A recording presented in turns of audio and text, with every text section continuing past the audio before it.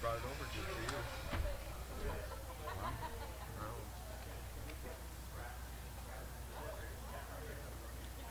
Can't see what I could just hear.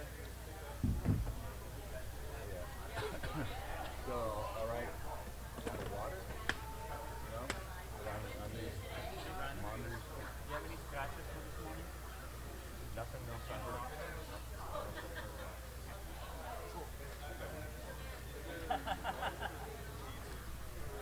Okay. We'll try to write it. It gets Wait, worse. Bob, remember there's a scratch fee.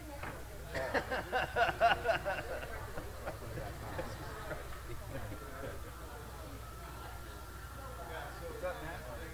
You want to start from the back? Who's doing it?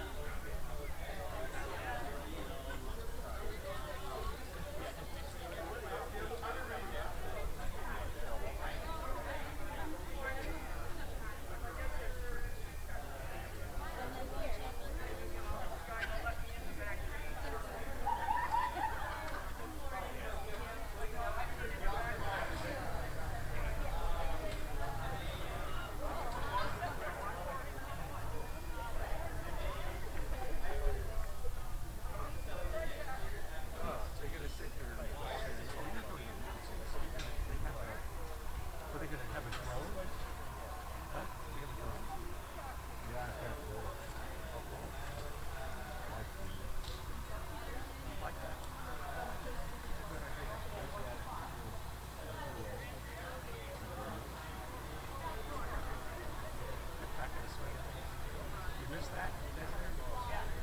Well, I like certain enforcement. I remember the guy was saying that he had things like So how's the job with this other thing? They just consulting. production manager. Oh, okay. Okay. Yeah. Makes people unhappy. I have a bunch of guys that I wouldn't socialize with otherwise. Okay. That happens in that business. I found out this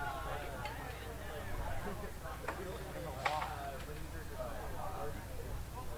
It was like, really, you know, and it's kind of an interesting situation. So I'm kind of, you know, I'm looking for a whole really narrow lane, you know, I'm thinking their job, their social life. You think about this guy and that guy and everybody else, and all these other 5 seconds sound bites at a bar. I won't say anymore.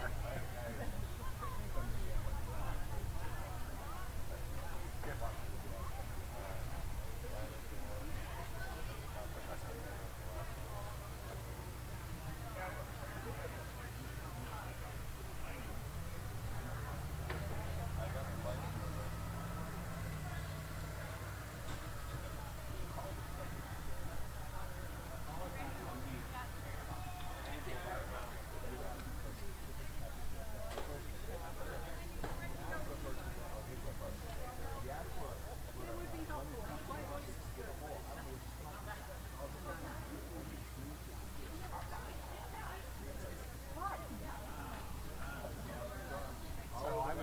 I just kept, I just had to find a lane between all that. Yeah, I don't, it's interesting because, you know, I come from a personal family. You know what the schools are. Trying to get this monitor working. I don't know what doesn't want to come on. What's wrong? Exactly. I don't know. Yeah, and it was like, It sees it, but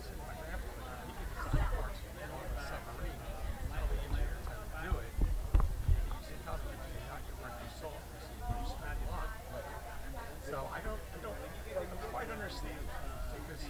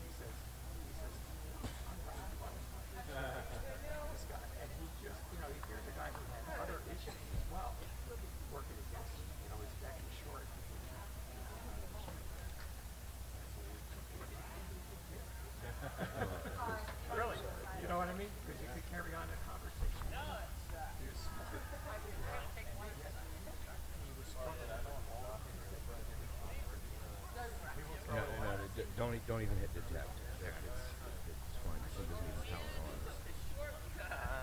I don't have a video cable plugged in, so it's not going to see it. Oh, I thought that was. No. Okay. Oop, I got something. Well, First logo for the World Running Championship. It detects the display. Vandalize member Sally, person in clothes. okay. Yeah, right. Hey, cool.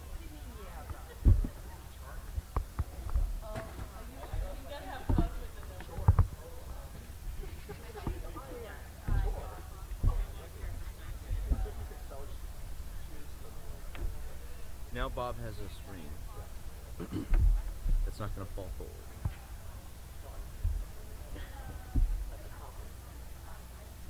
Need a collar.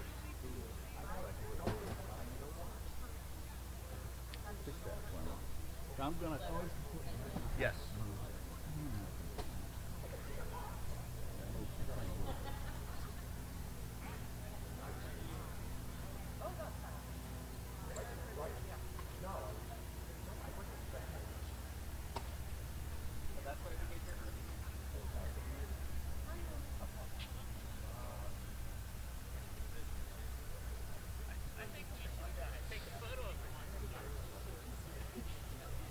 Remember that CEO we had dinner with? He didn't last a year. So it's brand new, it hasn't had gas yet. Oh. Another question is, why is the boat captain over here? In between everything else I was doing, We were trying to. I was trying to get that done over there. Because I'm here. Really bad. I wish I could keep the parts. So first person goes on, hit timer, and then you keep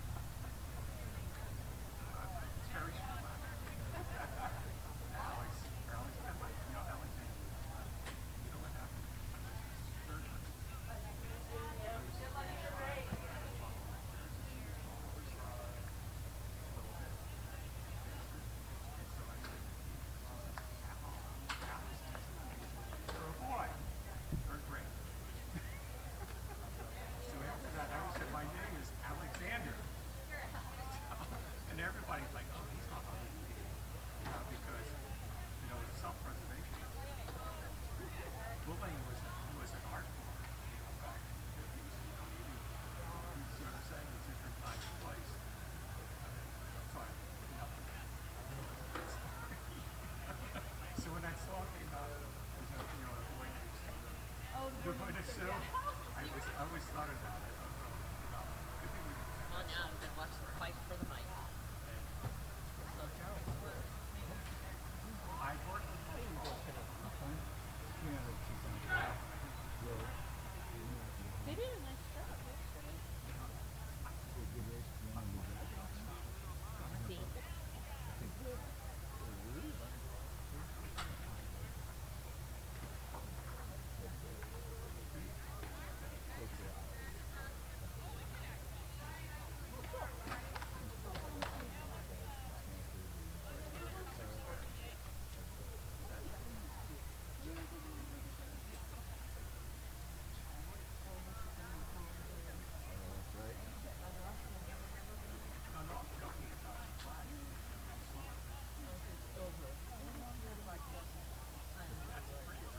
You know what? He's always giving me what I need, so help me out. I don't know what I think.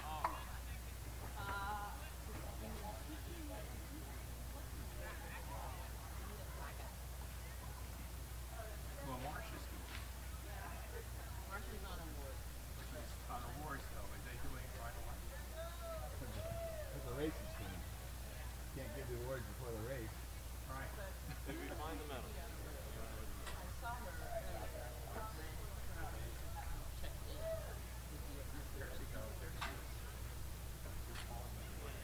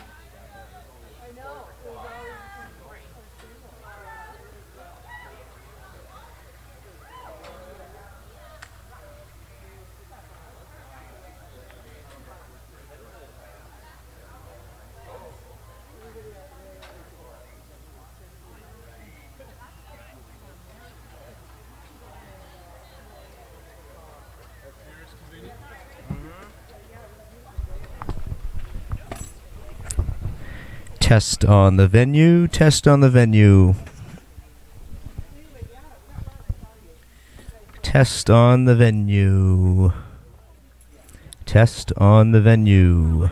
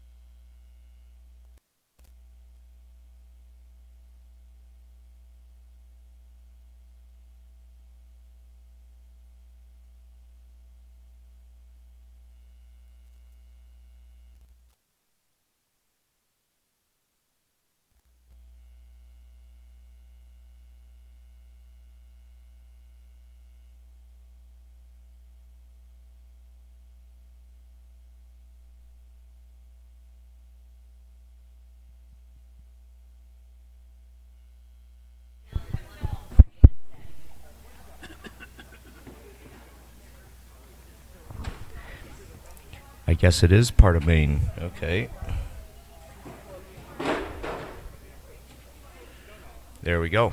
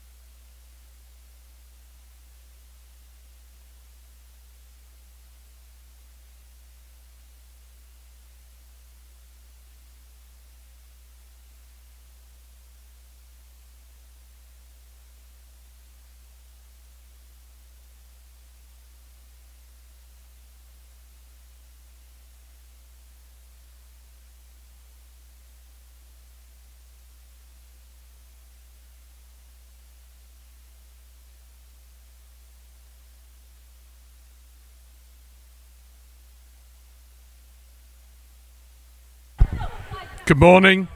Welcome to the finals day of WIRA. Please be upstanding for the national anthem.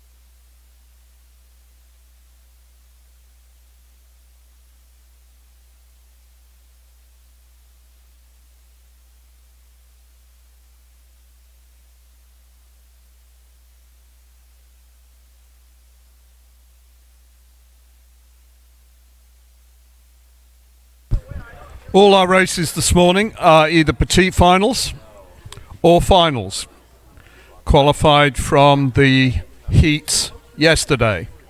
We have some events which are straight finals. Some of them had a race for lanes yesterday, some of them did not. The races that are straight finals this morning with no heats yesterday are the women's second varsity 8 at 9:10. The men's light 4 at 10:50. The men's second novice 8 at 11 o'clock. And the men's light novice 4 at 12:10 and the women's light novice 4 at 12:20. Those crews have not raced before this regatta, although they may have raced in other events, of course. First race off the line at 8 o'clock is the men's varsity 8 petite final with UC Davis in lane 1, Washington State in lane 2, Western Washington in lane 3, and the University of Oregon in lane 4. That's followed by the grand final of that event, the men's varsity 8, Santa Clara in lane 1, UC Irvine in lane 2, Gonzaga in lane 3, UCLA in lane 4, University of San Diego in lane 5, and the University of California, Santa Barbara in lane 6. That will then be followed by the women's varsity 8 final, which I believe had a race for lanes yesterday, and then the petite final and the grand final of the women's D2, D3 Club 8.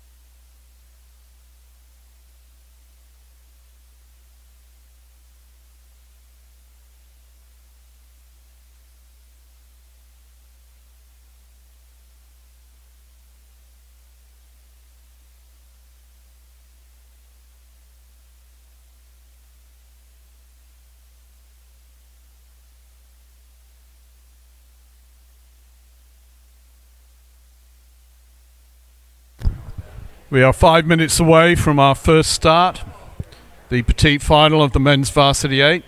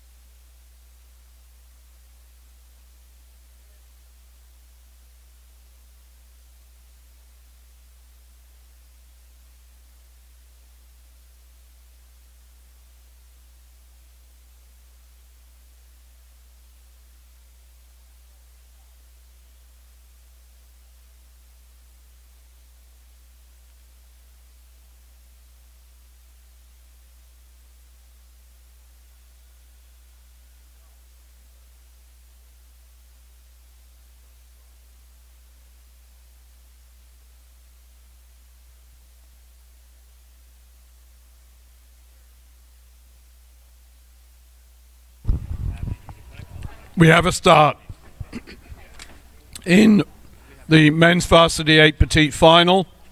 Lane 1, UC Davis. Lane 2, Washington State. Lane 3, Western Washington. Lane 4, University of Oregon. Times from the heats yesterday. Washington State did a 6:03. So watch lane 2. If those results are accurate, then we would expect Washington State to be the lead boat in this race. They, in touch with them based on time, we would expect to see UC Davis. And Western Washington and the University of Oregon did a time only a second apart in yesterday's heats. They're in lanes 3 and 4.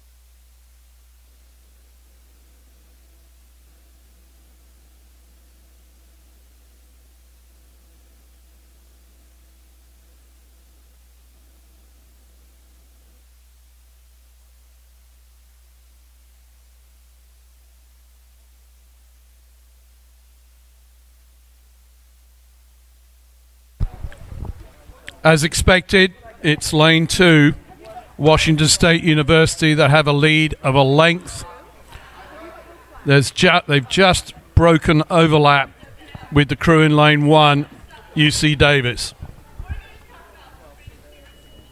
They're trailed in lanes 3 and 4 by Western Washington and the University of Oregon. Western Washington have a lead of about 3 seats at this point, although University of Oregon are pushing hard to get back on level terms with Western Washington. Washington State have pushed away a little from UC Davis. They have a lead now of about a length and a third.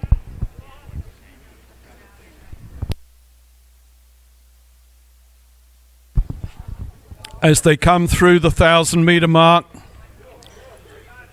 it's Western Washington. They're not pushing out any further. They have that lead of about a length and a third, but UC Davis are pushing hard at them still.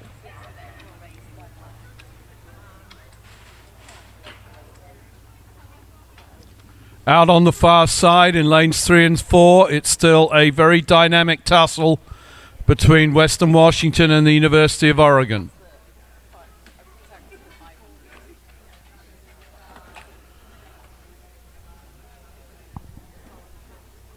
Washington State are just sitting on that length and a bit lead over UC Davis.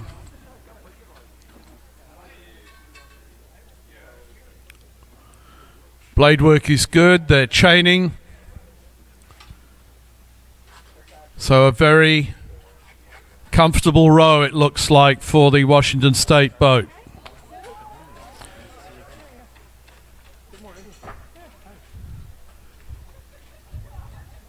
UC Davis really attacking this, trying to get back on terms, but the lead now is probably more like a length and a half, as we see Washington State with cleaner blade work than their competitors, just easing away in the final stages. We're about 2:50 to go.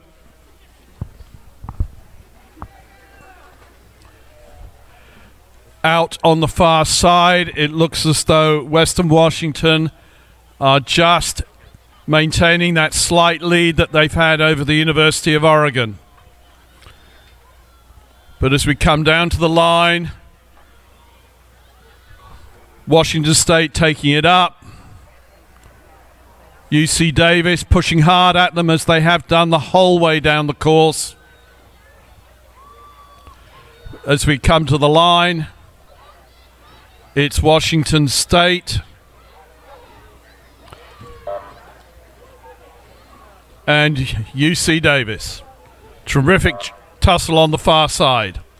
Oregon coming back strong, really coming back strong on Western Washington.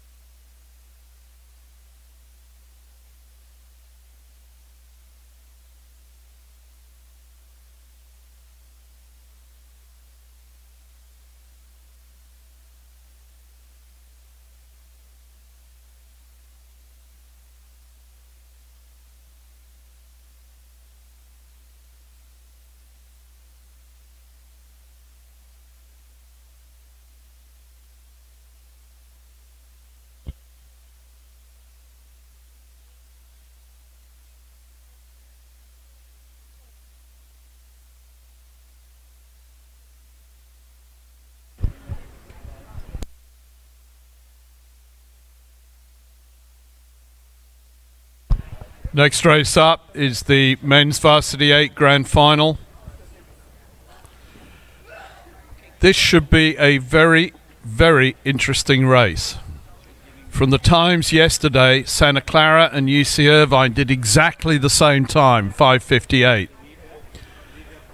And then from the other times from the heats, they're really much of a muchness. UCLA did a 6:01, UC Santa Barbara a 6:03, Gonzaga a 6:03 also, and University of San Diego a 6:06. I'm reliably informed by Coach Dan Gain of Gonzaga that he thinks his boat has more speed. So look for them to put in a better performance than yesterday.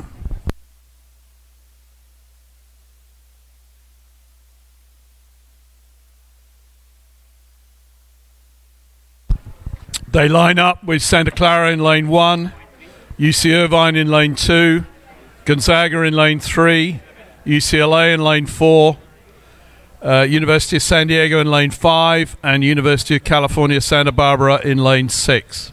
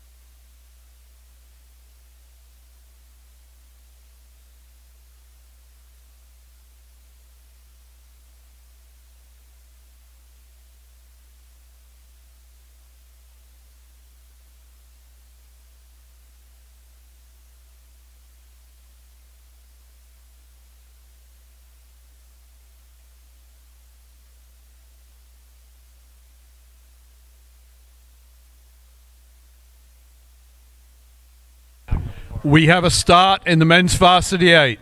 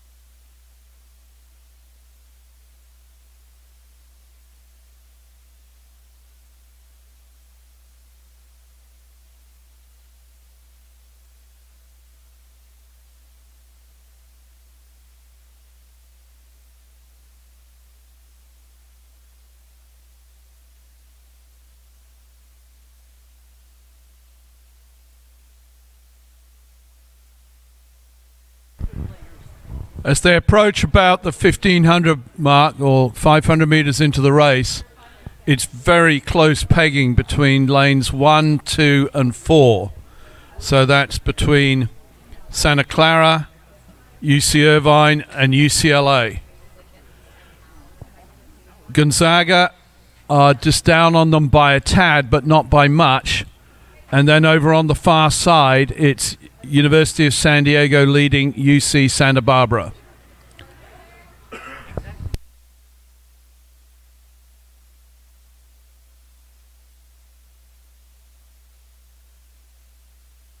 In the lead at the moment is Santa Clara, but there's really not much between them and UCLA. In third place at the moment is UC Irvine, but Gonzaga are pushing them hard in lane 3.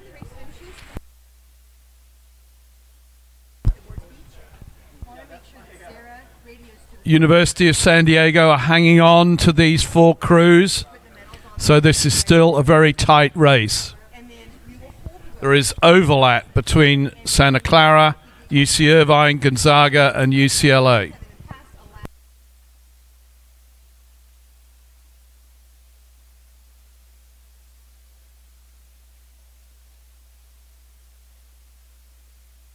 As they come through the 1,000 meter mark, it is still Santa Clara, but UC Irvine are moving.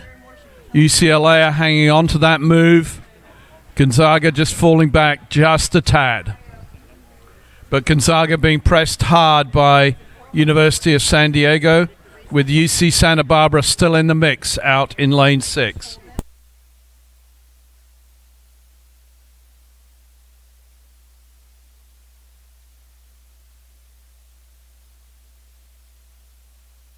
They're approaching the 500 meter mark, or the 1500 meters into the race. And it is still Santa Clara in lane 1, who have a lead of about a third of a length over UC Irvine. UCLA have about half a length back on UC Irvine, with Gonzaga having just lost touch a little bit with the top 3. About half a length for Santa Clara over UC Irvine, with UCLA putting in a strong finish out in lane 4.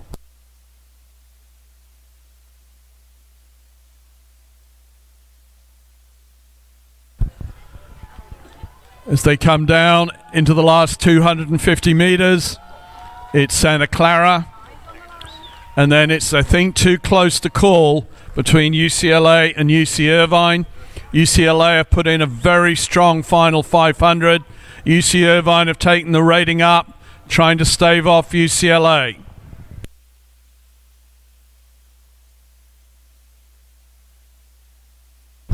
As they come down into the last 150 meters, it's Santa Clara.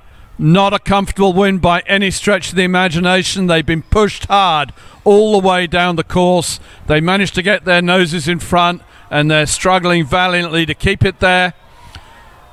Santa Clara in lane 1, very, very, very tight between Irvine and UCLA.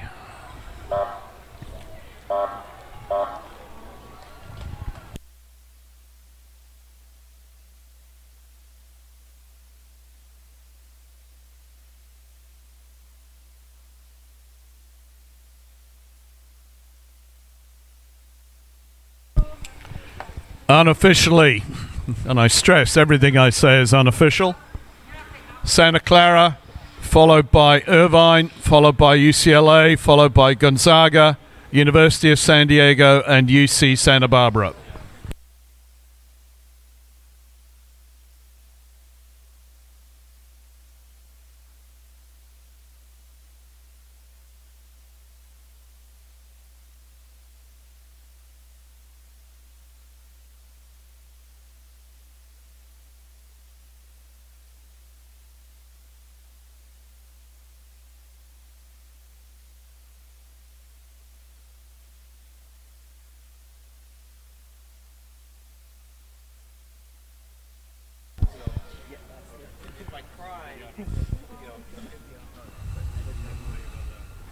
Up next in about 4 minutes, the women's varsity 8. In lane 1, Sacramento State. In lane 2, University of San Diego. In lane 3, UC San Diego. In lane 4, Seattle. In lane 5, Santa Clara. And in lane 6, St. Mary's. Based on yesterday's times, this should be a very tight race between Sacramento State and the University of San Diego.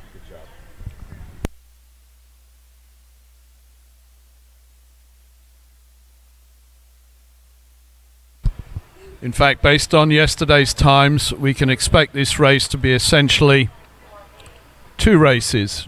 Sacramento State, University of San Diego, and UC San Diego have roughly comparable times, and then there's a bit of a gap in terms of time performance to the other 3 crews, Seattle, Santa Clara, and St. Mary's, but they're within cooey of each other, so we should see 2 very interesting races develop.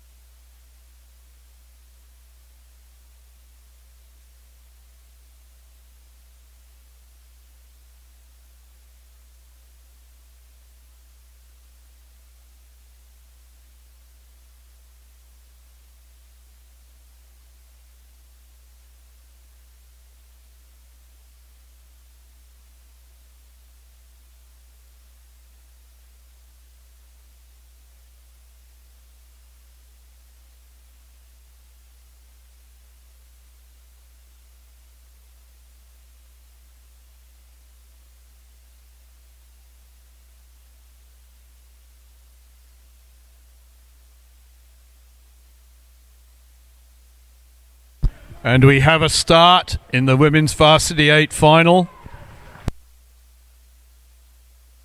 These crews raced 4 lanes yesterday, which determined their seating across the course. Sacramento State in lane 1, University of San Diego in lane 2, UC San Diego lane 3, Seattle in lane 4, Santa Clara in lane 5, and St. Mary's in lane 6.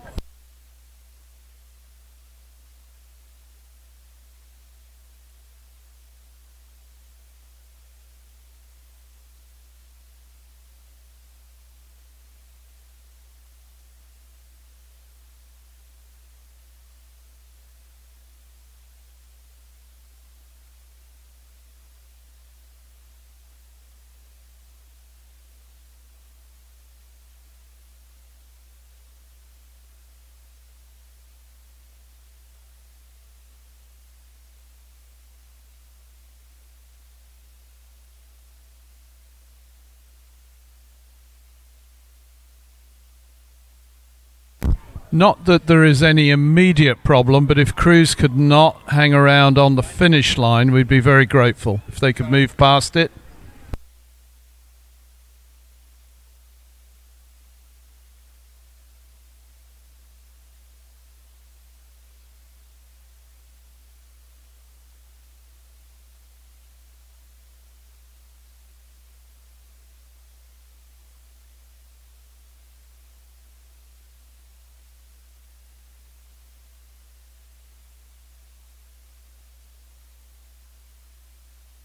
So crews that are waiting for medal presentations, if you could wait beyond the finish line. Next and then move past it in order to come up to receive your medals.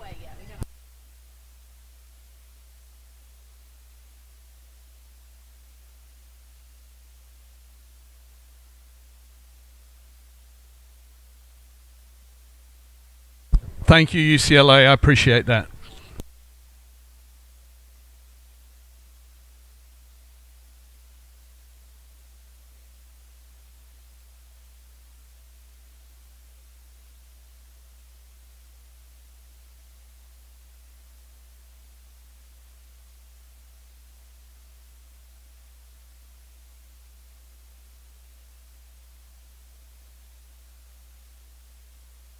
Okay, they're approaching the 1,000-meter mark at this point, and the race has essentially split into two. The Sacramento State in lane 1 have a slight lead over the University of San Diego. And UC San Diego are overlapping both of them in lane 3. Out in lanes 4, 5, and 6, it's level pegging between Seattle and Santa Clara, and St. Mary's are only about a seat or two down. University of San Diego are putting in a big push at the 1,000-meter mark, and I think they're just about on level terms with Sacramento State. UC San Diego are about half a length down on that tussle for first and second place, and out in lanes 4, 5, and 6 it is very level indeed, with Seattle having a very slight lead over Santa Clara, who in turn have a very slight lead over St. Mary's. They're in the third 500 now. This is where races are won and lost. Some people call it the graveyard, some people call it the 500 of truth. And in lane 2, it's the University of San Diego who are pushing really hard on Sacramento State. Sacramento State have a lead of about a canvas at this point.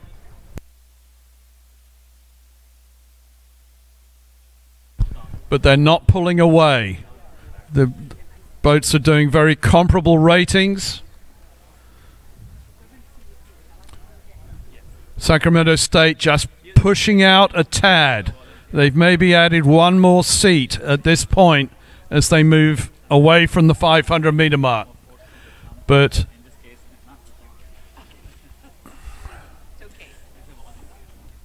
University of San Diego have put in a push of their own, and they've maybe closed a little distance.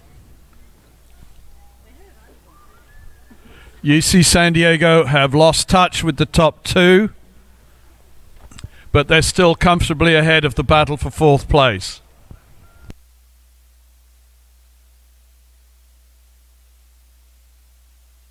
The battle for fourth, very intriguing.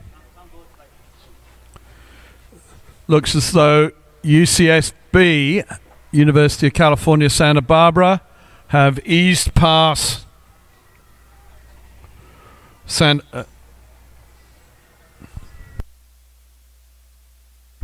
my apologies, that's not UCSB. That is St. Mary's, who have eased past Santa Clara and are pushing up level pegging with Seattle. But coming at the top end of the race, very close between Sacramento State in lane 1. I think they have a lead of just about a canvas over the University of San Diego. UC San Diego have not lost touch with these. They've been battling hard to stay in touch. But as we come down to the finish line, it's Sacramento State with a lead of about 2 seats over University of San Diego.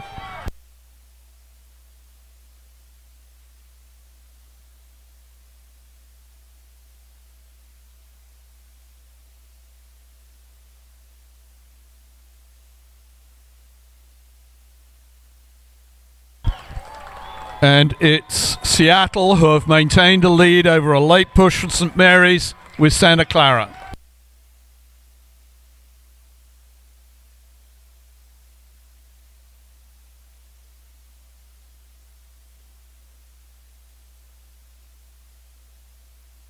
So unofficially, Sacramento State, University of San Diego, UC San Diego, Seattle, St. Mary's, and Santa Clara.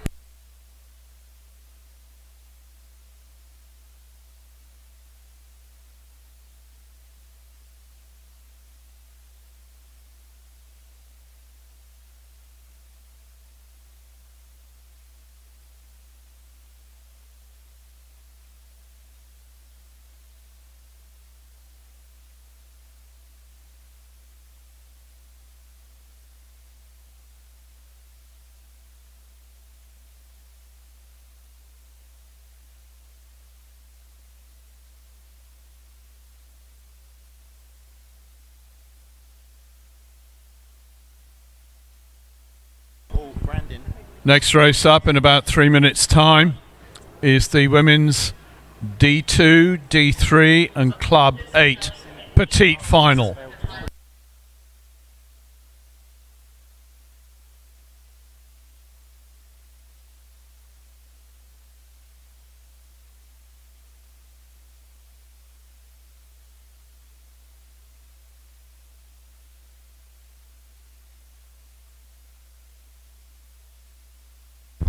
In this petite final, we have UC Davis in lane 1, Puget Sound in lane 2, Lewis and Clark in lane 3, and Oregon in lane 4.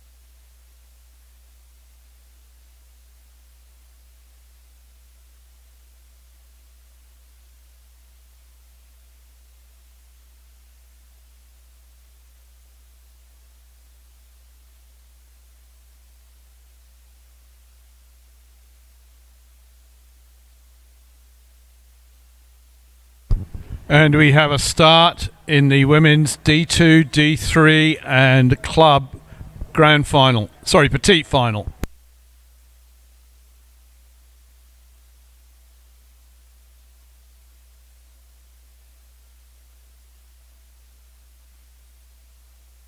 Coming in to receive their medals in the women's varsity 8 grand final is the crew from Sacramento State.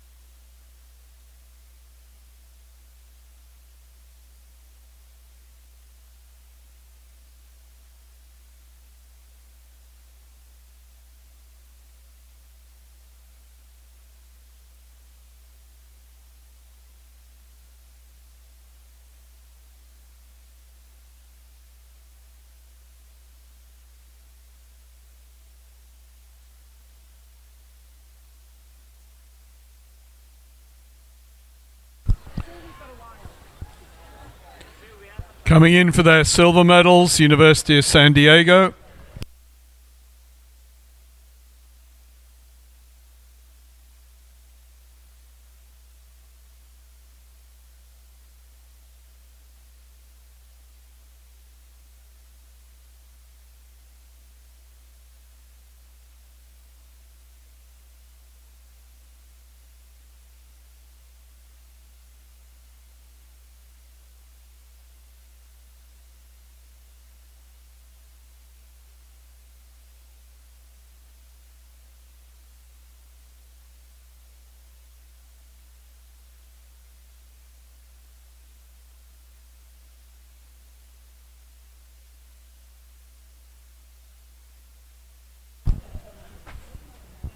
Coming towards the 1,000 meter mark in the women's D2, D3 and club, it's UC Davis who have a lead over Puget Sound. And then Lewis and Clark. These three boats did comparable times in the heats. UC Davis at 7:20, then a bit of a gap to a very level pegging Puget Sound and Lewis Clark at 7:29. But in the heats, University of Oregon were off the pace a little, and they appear to be off the pace a little in the final as well.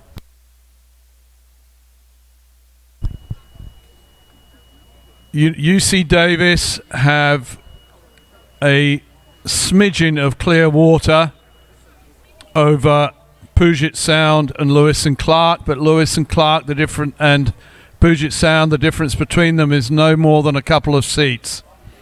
So Lewis and Clark pressing hard on Puget Sound.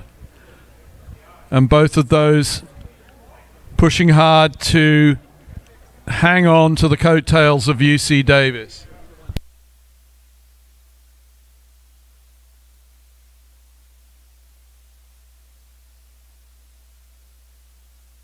Coming in for their bronze medals in the women's varsity 8, UC San Diego.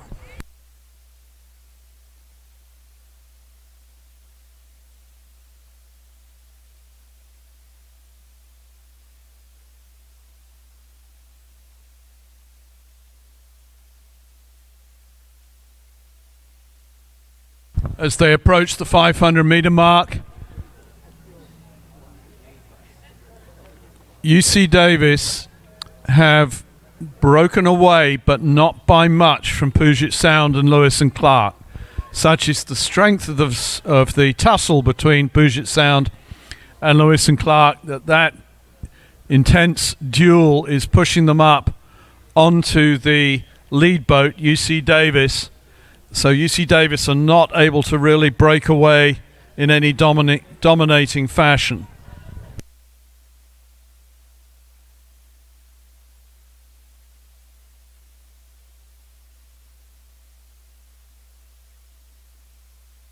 As they come through the 500, it's UC Davis in the lead, and Lewis and Clark have managed to establish a lead of about a seat over Puget Sound.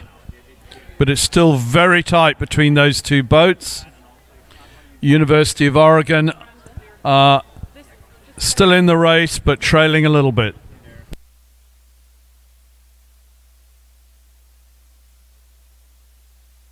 As they come down into the last 250 meters of the race,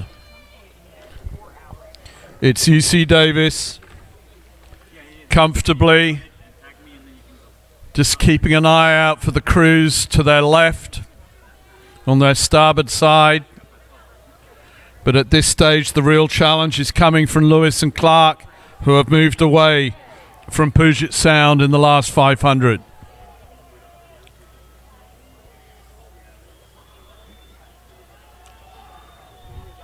And as they come to the line, very comfortable row from UC Davis. They can afford to just sit out there in front. Coxswain keep an eye on the stroke, keep an eye on the boats to their outside. Just keep it long, keep it strong, and control the race. So UC Davis, Lewis and Clark, and Puget Sound.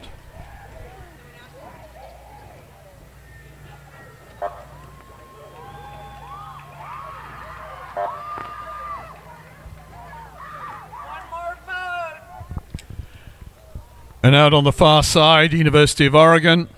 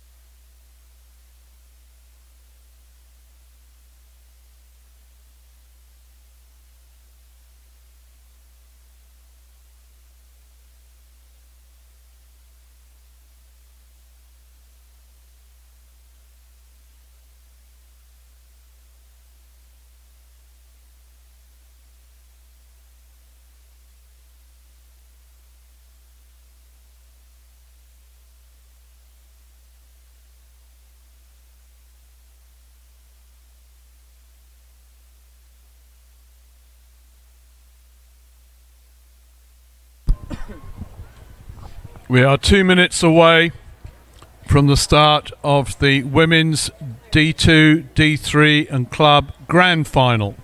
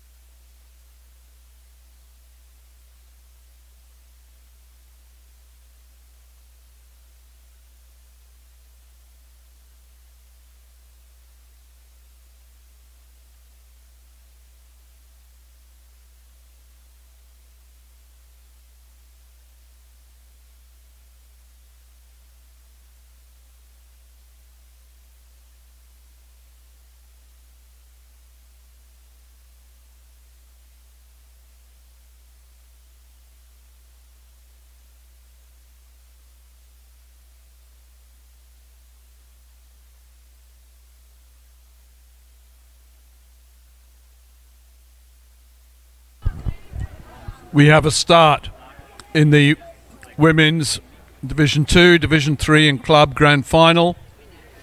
In lane 1, Cal Poly Humboldt. In lane 2, Western Washington. In lane 3, UC Irvine. In lane 4, Seattle Pacific. In lane 5, Pacific Lutheran. And in lane 6, UC Santa Barbara. Of these 6 crews, 2 of them are Division 2. That is Cal Poly Humboldt and Western Washington. 2 of them are Division 3, Seattle Pacific and Pacific Lutheran. And 2 of them are club programs, UC Irvine and UC Santa Barbara.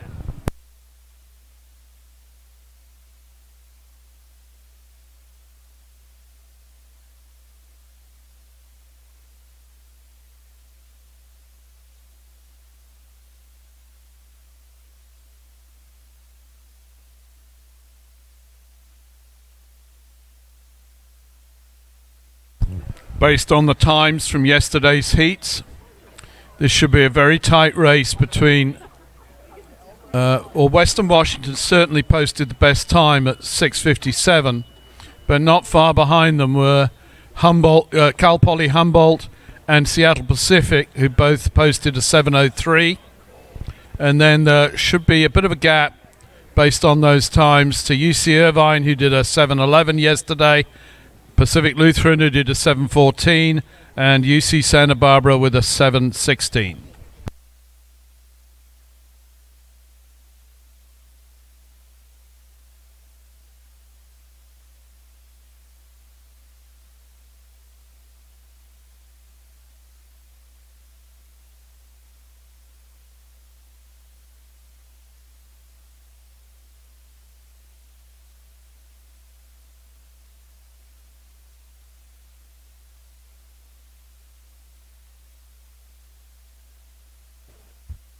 We're in the second 500, and at this point it is Western Washington who have about a 3/4 of a length lead over Cal Poly Humboldt. Those two crews have broken away from UC Irvine in third, who lead a very tight race for fourth place between Seattle Pacific, Pacific Lutheran, and UC Santa Barbara. Difficult to tell which of those three on the far outside have the advantage at this point, but they're all overlapping UC Irvine, who are currently in third place. Approaching the 1,000 meter mark, and Western Washington have put in a big push just prior to the 1,000 meter mark, and they've just moved away slightly from Cal Poly Humboldt. There's still overlap, but they're moving away slightly, inch by inch, every stroke.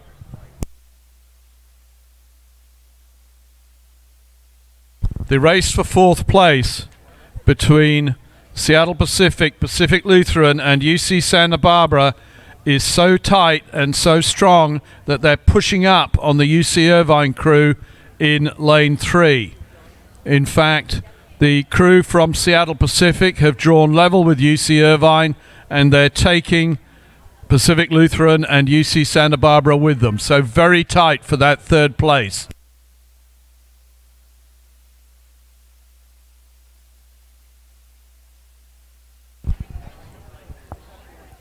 Cal Poly Humboldt have obviously timed their big effort to be in the third 500 because they've taken the rating up and they're pushing back on Western Washington.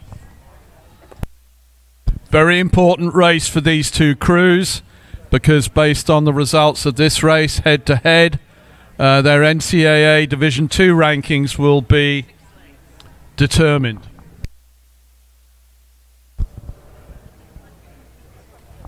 Cal Poly Humboldt have managed to reduce Western Washington's lead to about half a length now as they're approaching the 500 to go. So this is going to be a really tight race for first spot between the two Division II crews, Cal Poly Humboldt and Western Washington. Western Washington just sitting on the front of the race at the moment. They haven't taken the rating up, but Cal Poly Humboldt are pushing hard. The race for fourth, Seattle Pacific have overtaken UC Irvine. There's still overlap, but they've got a lead of nearly a length.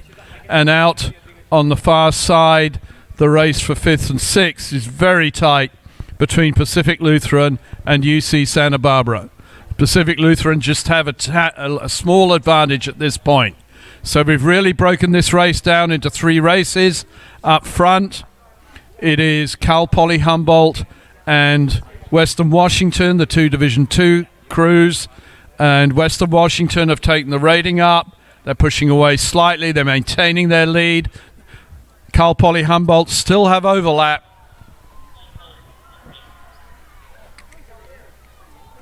But both of them putting in a very strong finish at this point.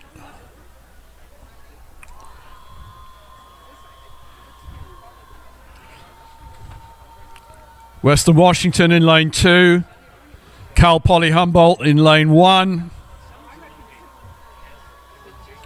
And then in third place at the moment is the very fast finishing Seattle Pacific crew. Oh, Seattle Pacific, I believe, also our Division II crew.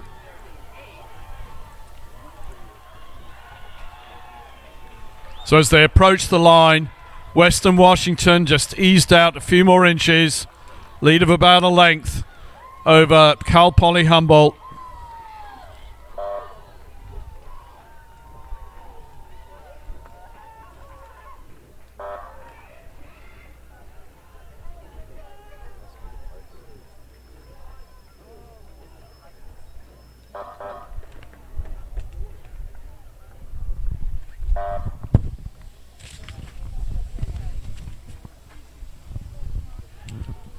Unofficially, the 3 Division II crews, Western Washington, Cal Poly Humboldt, and Seattle Pacific,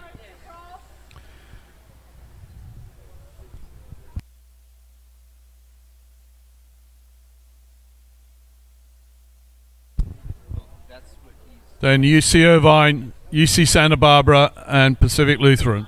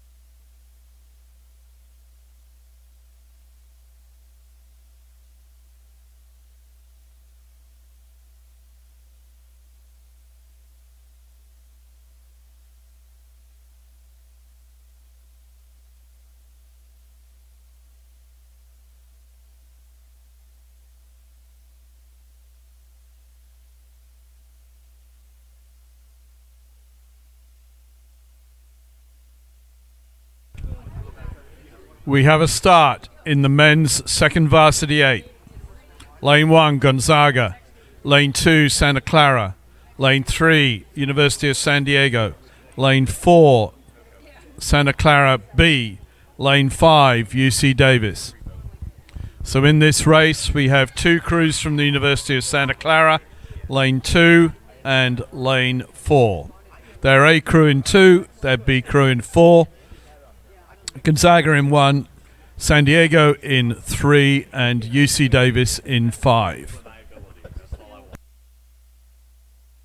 These crews have not raced. They didn't race yesterday, so this is their first race of the regatta, a straight final.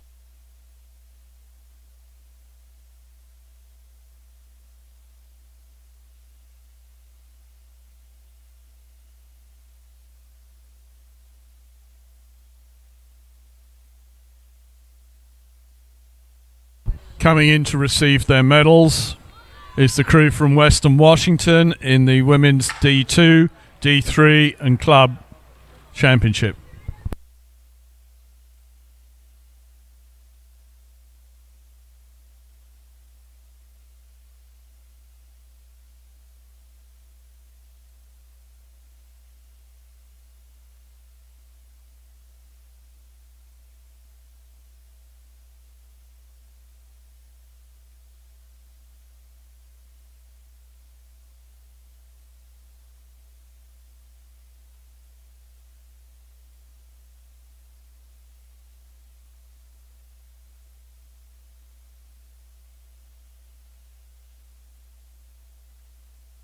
Okay, being pushed out, the winners, Western Washington of the D2, D3 and Club 8.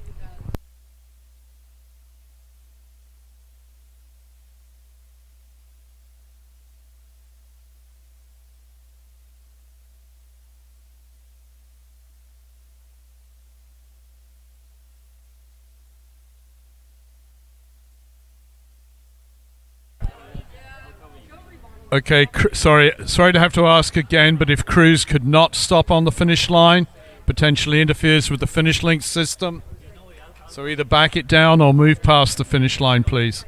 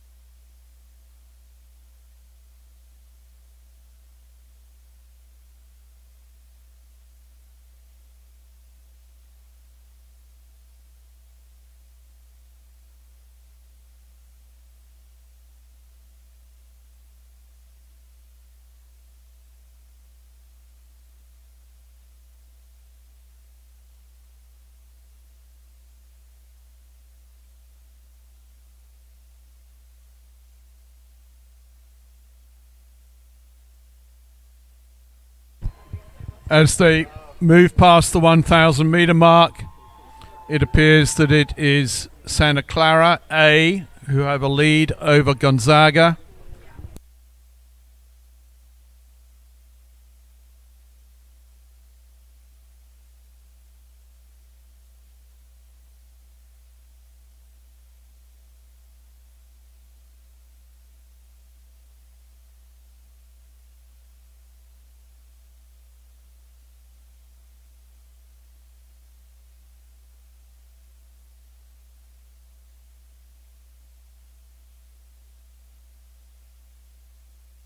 Okay, they've moved past the 500.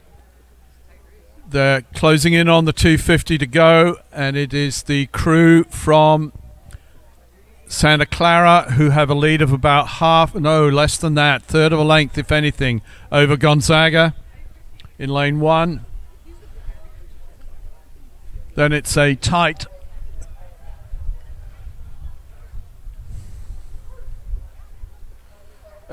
tussle.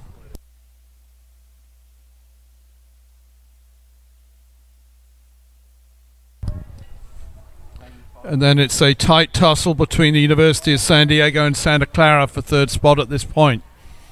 Actually, it's the crew from Santa Clara, the Santa Clara B crew, that are still in the mix for this race. It's their A crew in lane 2 who have a lead of about 3/4 of a length over Gonzaga. But the Santa Clara B crew are still in touch.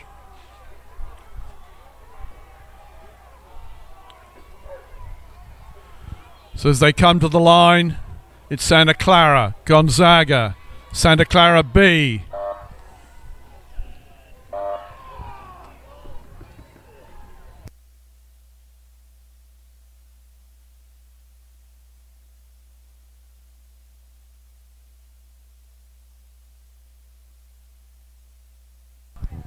So unofficially, Santa Clara A, Gonzaga, Santa Clara B, San Diego. I'm informed that UC Davis did not start.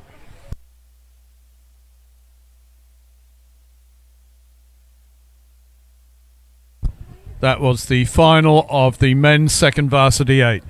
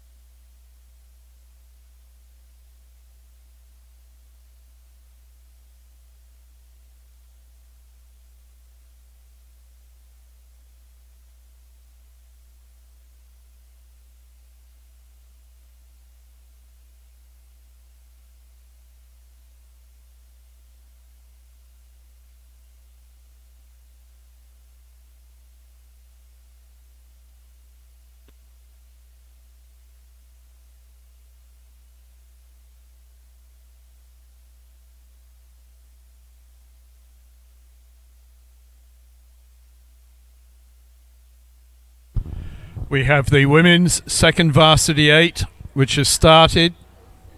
In lane 1, San Diego. In lane 2, Sacramento State. In lane 3, UC San Diego. In lane 4, Seattle. And in lane 5, St. Mary's. This is the women's second varsity 8. These crews did not race yesterday. This is a straight final. No heats yesterday, so this is their first showing at this regatta.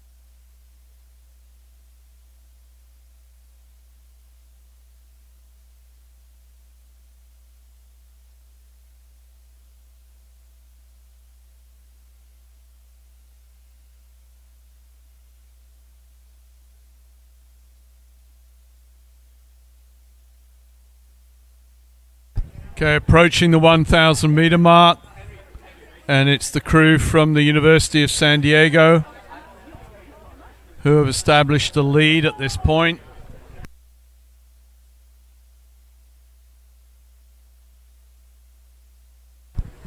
So University of San Diego have some open water on Sacramento State in lane 2.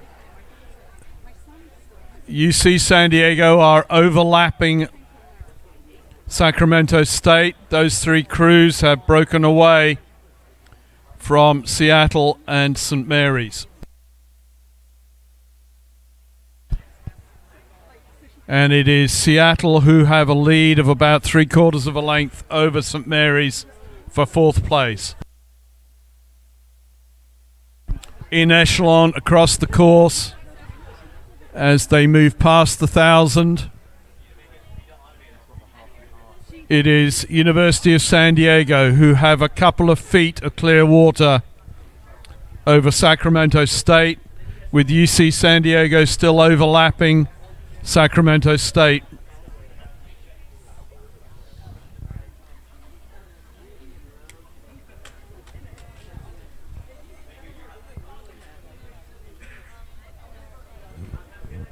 It is University of San Diego with a higher stroke cadence than their competitors, who are starting to ease away now. They have a lead now of about 1.25 lengths over Sacramento State in lane 2, and UC San Diego still overlapping with Sacramento State, although it is nearly clear water between those two. Sacramento State chasing hard to keep University of San Diego in their sights. But as we move through the 500 meter mark, it is now a reasonably comfortable lead for University of San Diego. They can afford to just sit there at the front of the race, watch their moves from the opposition. And it is still quite tight between Sacramento State and UC San Diego. UC San Diego pushed back on Sacramento State a little bit, but Sacramento State are holding that lead. They're past the fishing dock, which is about 350 to go. And every stroke, University of San Diego are moving away from their competitors. So University of San Diego have a lead of about nearly 2 lengths over Sacramento State, with UC San Diego hot on Sacramento State's tail. Out on the far side, it is Seattle who are holding off the challenge from St. Mary's for 4th place. About 100 meters to go. It is San Diego, Sacramento State, and the fast finishing UC San Diego.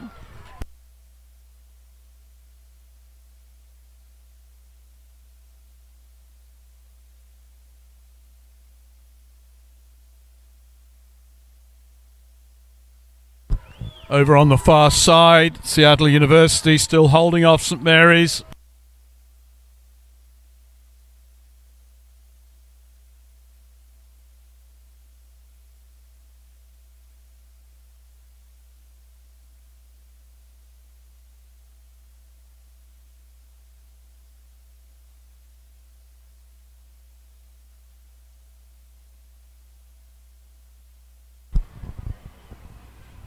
Unofficially, San Diego, Sac State, UC San Diego, Seattle, and St. Mary's. The women's second varsity 8.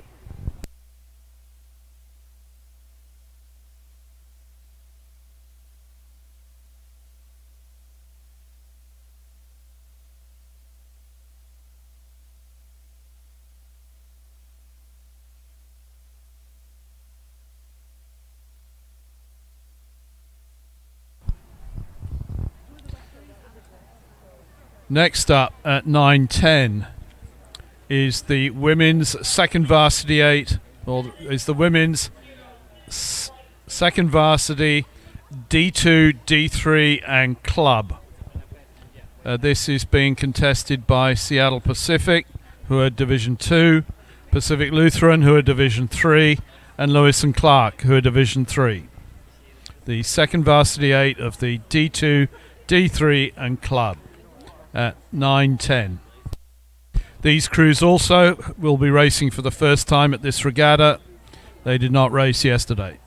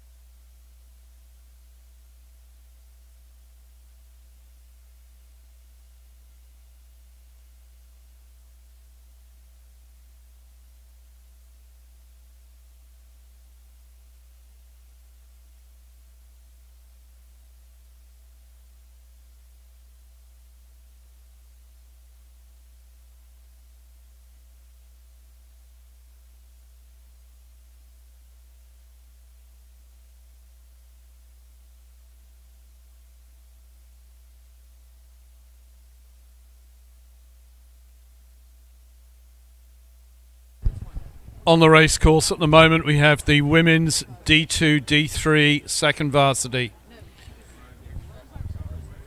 And leading the race at the moment is the D2 school, Seattle Pacific. And then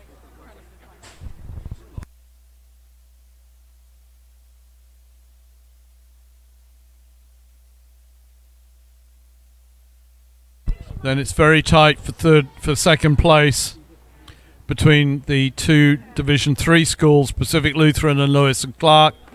Pacific Lutheran just have a slight lead over Lewis and Clark at this point. They're moving. They're in the last 500 at this point, coming up to about 350 to go. Seattle Pacific have a significant lead over Pacific Lutheran and Lewis and Clark.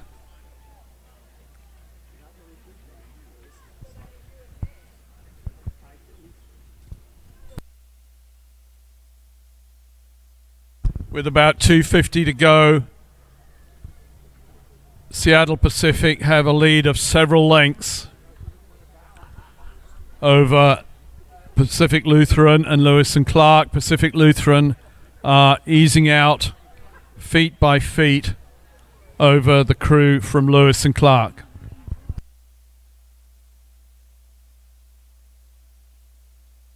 Lewis and Clark just have overlap still, I believe.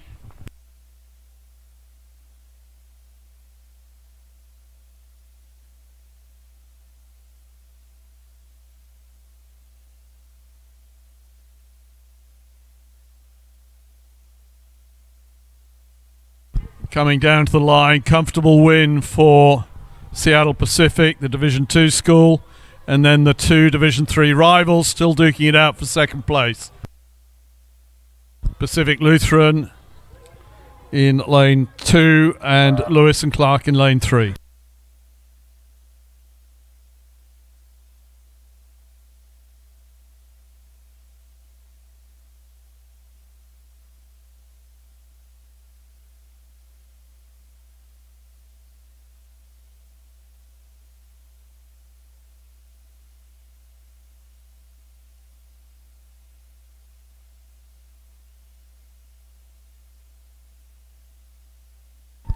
Unofficially, the final of the women's second varsity in D2, D3 and club. Seattle Pacific, Pacific Lutheran and Lewis and Clark.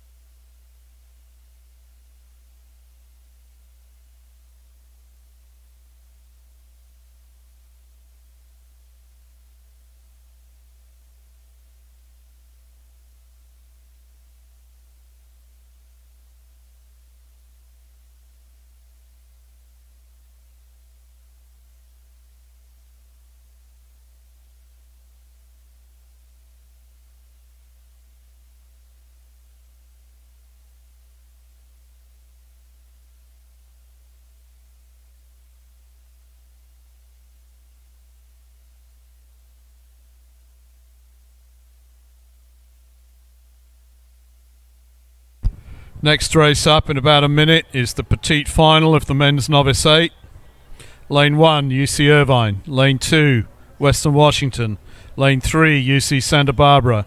Lane 4, San Diego State. Lane 5, Arizona State. Lane 6, Oregon.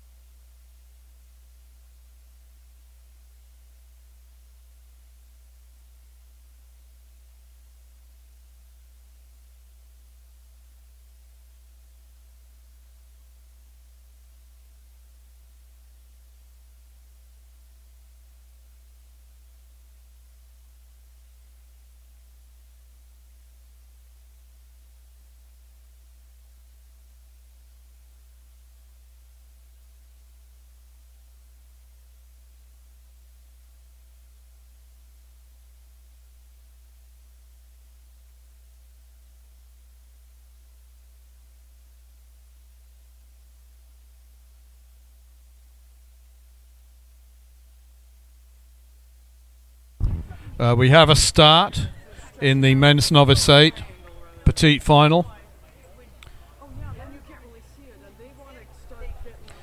This is another race which may well break into two parts based on yesterday's time. The form crew were Western Washington in lane 2 with a time of 6:30. Then UC Irvine in lane 1 with a time of 6:35. And UC Santa Barbara in lane 3 with a time of 6:41. Then in the outside 3 lanes, we have San Diego State, who did 6:52 yesterday.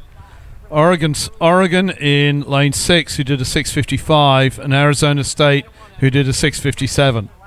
So we're kind of anticipating that this is going to break into 2 races, a race for first and a race for fourth.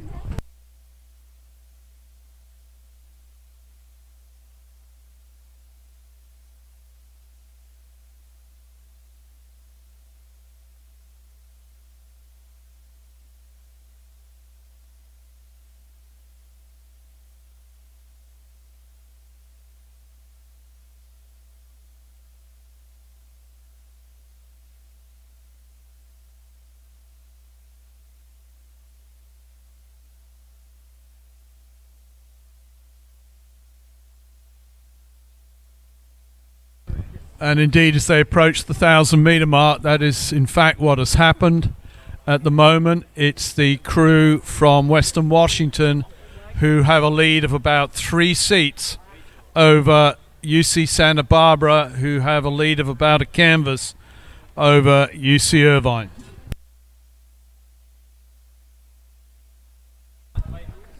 The crew from Arizona State putting in a good performance because they're trying to hang on to those top 3 crews and have a lead of about a length over San Diego State with Oregon trailing.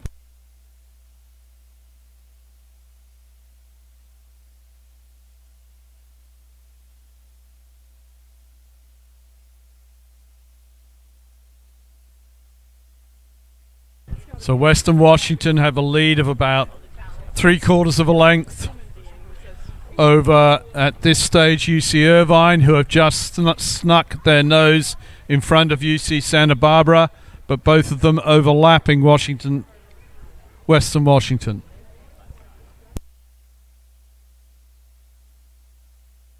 As they go through the 500, it's Western Washington with a lead of about 3/4 of a length over UC Irvine.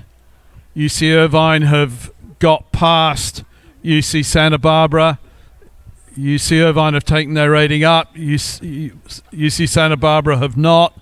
And it's UC Irvine that are throwing out the challenge for Western Washington in first place.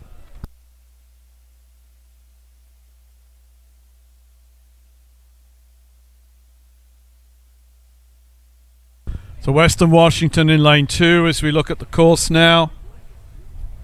The crew from UC Irvine still have overlap in lane 1, but it's then clear water to the UC Santa Barbara crew in lane 3. Arizona State have pushed away and are throwing out what may be a challenge to UC Santa Barbara. Arizona State have had a very good race here. Much better race than yesterday. And coming down to the line, we have Western Washington, UC Irvine, UC Santa Barbara, Arizona State,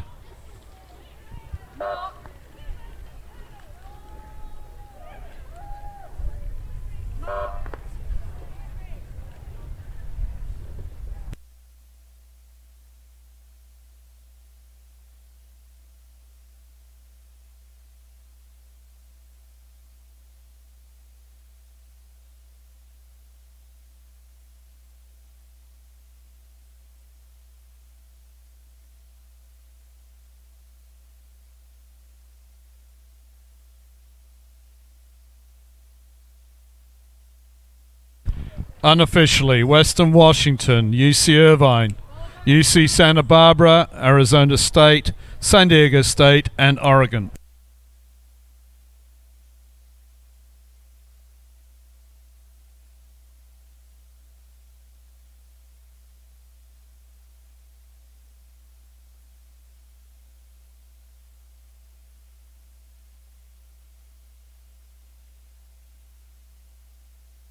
That was the men's novice 8 petite final, and next up is the men's novice 8 grand final, with in lane 1 Orange Coast, in lane 2 UCLA, in lane 3 Santa Clara, in lane 4 UC Davis, in lane 5 Loyola Marymount, in lane 6 USC, and in lane 7 Washington State.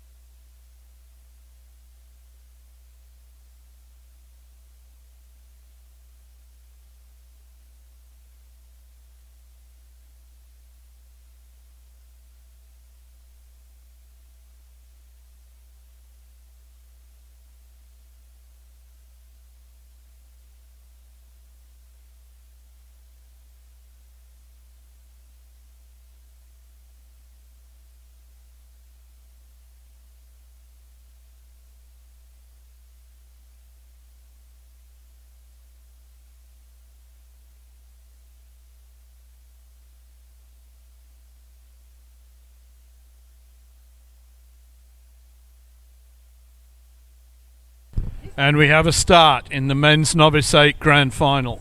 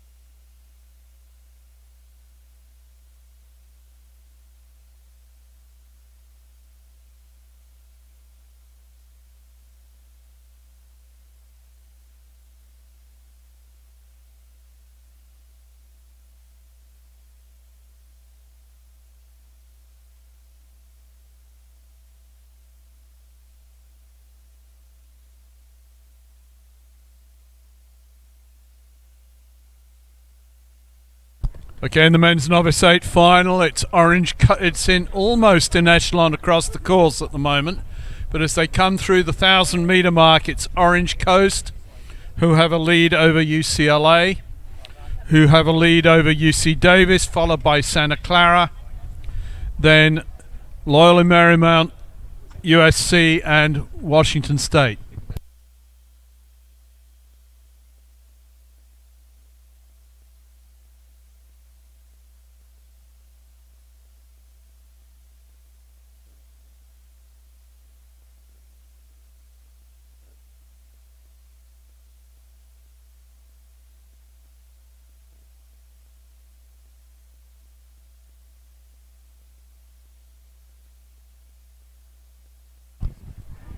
In the third 500, Orange Coast have a lead of about 3/4 of a length over UCLA, who have a lead of about half a length over Santa Clara, who have a lead of about 1/4 of a length over UC Davis.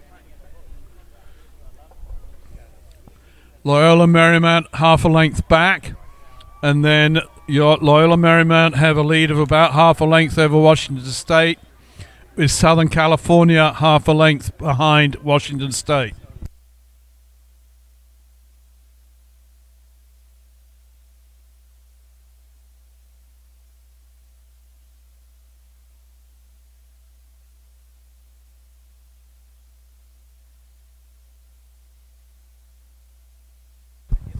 In the third, as they move through the 500 to go mark, it's Orange Coast who have upped the rating and have pushed out to a lead of almost a length over UCLA.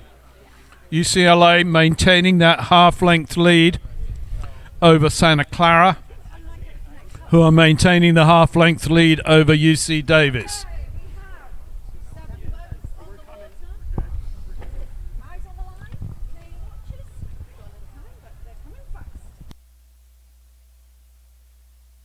Orange Coast putting in a powerful performance at the front of the field. They've just shortened up and pushed up the rating a little bit, and they're moving away from UCLA as they come into the final stages of this race. UCLA still being pursued strongly by Santa Clara, but they've established some separation just over UC Davis in 4th place.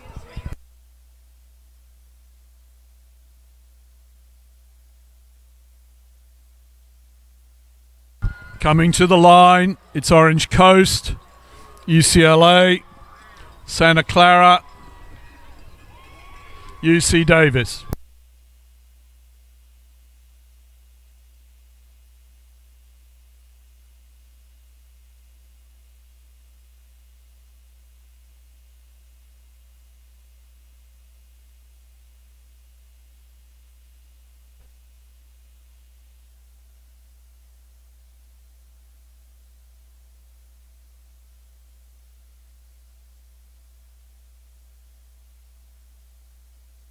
So unofficially, Orange Coast, UCLA, Santa Clara, UC Davis, Washington State, Loyola Marymount, and USC.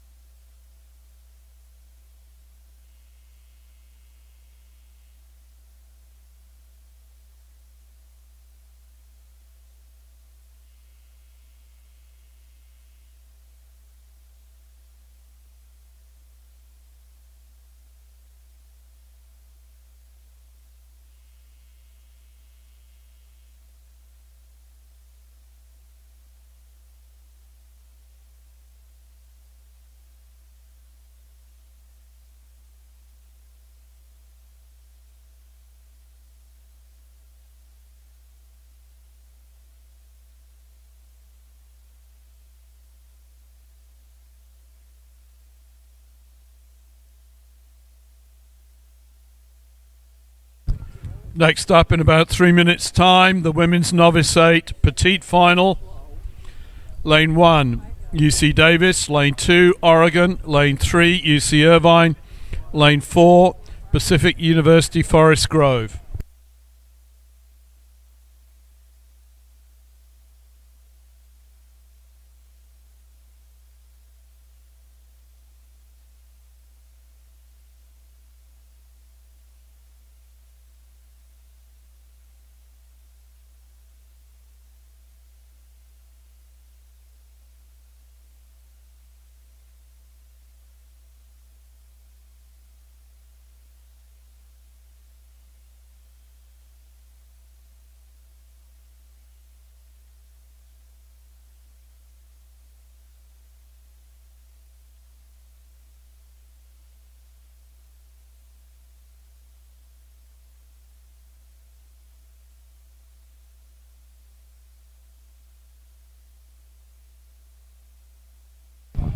Receiving their medals for the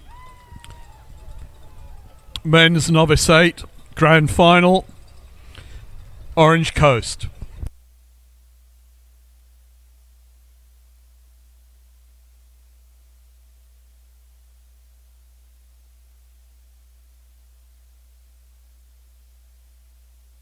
UCLA, you'll need to come in to get your silver medals.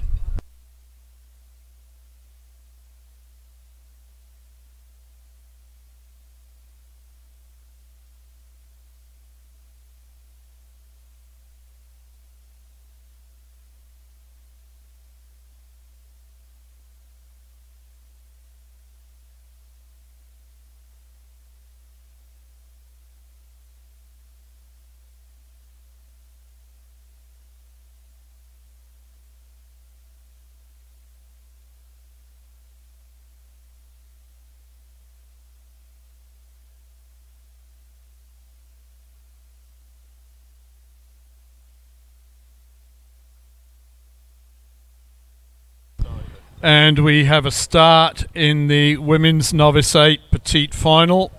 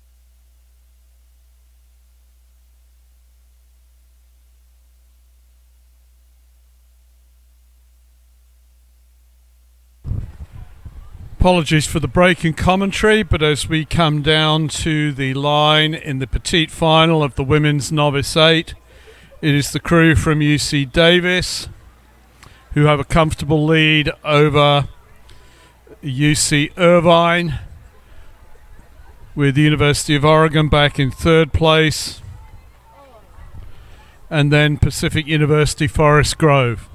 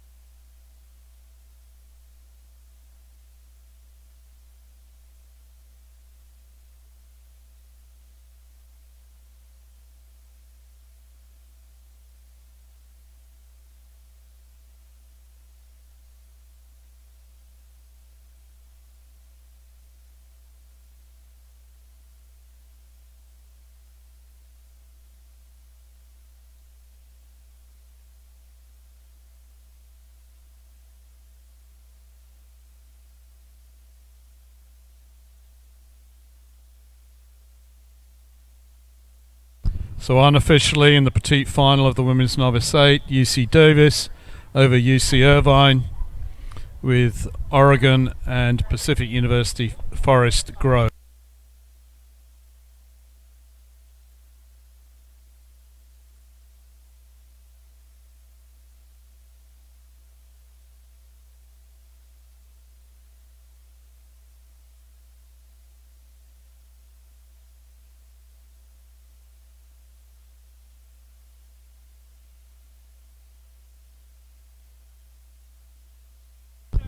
Imminent is the grand final of the women's novice 8.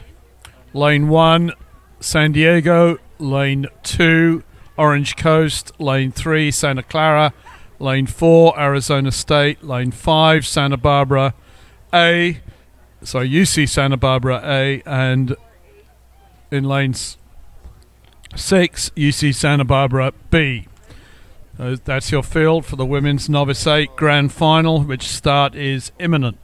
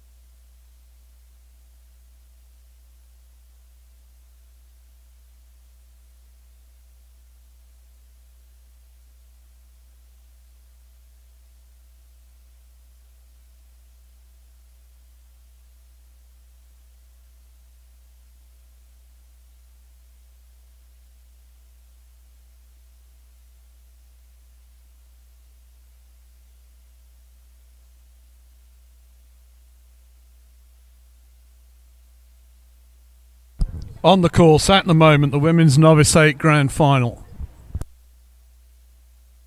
As soon as I have news as to what's happening down the race course, I will relay it.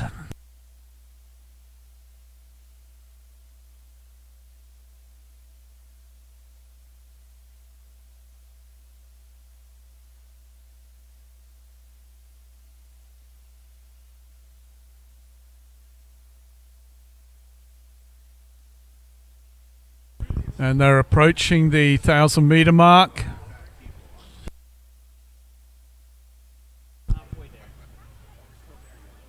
I can just tell you that trailing at the moment is the UC Santa Barbara B crew, but the leader is University of San Diego, closely followed, very closely followed by a very tight tussle between Orange Coast and Santa Clara for second.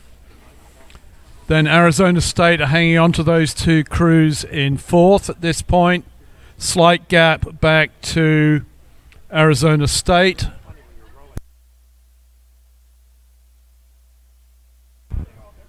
Santa Clara are putting in a push in the third 500 and are starting to move away a little bit from Orange Coast, with San Diego still in the lead. So as they move into the third 500, it is University of San Diego, followed by Santa Clara, followed by Orange Coast. Arizona State still in touch with Orange Coast for that third spot, but Orange Coast responding to the challenge thrown down by Santa Clara. It's a lead of about a length and a half from San Diego to Santa Clara.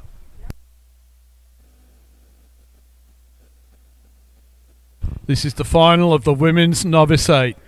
Lane 1, San Diego. Lane 2, Orange Coast. Lane 3, Santa Clara. Lane 4, Arizona State. Lane 5, UC Santa Barbara A. And Lane 6, UC Santa Barbara B. San Diego maintaining a lead over Santa Clara. Santa Clara have held off the challenge from Orange Coast and are pushing away slightly, although they seem to be having some interesting steering problems. Santa Clara, they keep wanting to move to their port side of their lane.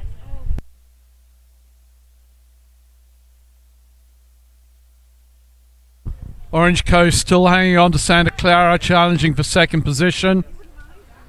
And then just a little back is Arizona State, who are still in the mix for that spot. They're in the final 500.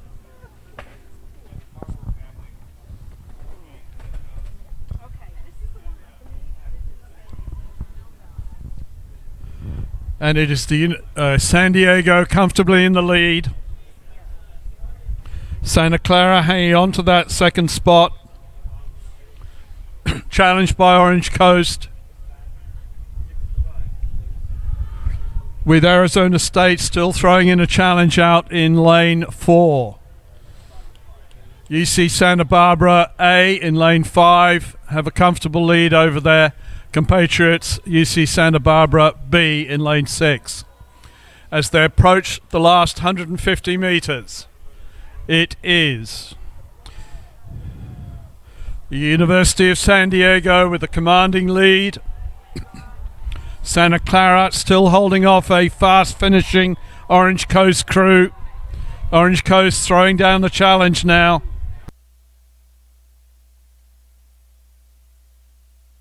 Conditions getting a little bit squirrely there as this northerly wind picks up in pace. It's the University of San Diego. Santa Clara just holding off the Orange Coast challenge.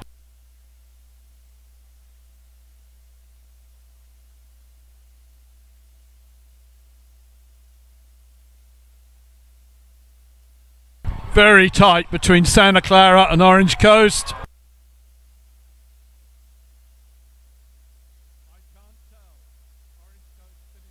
Hard. Orange Coast finished very hard. Too close to call.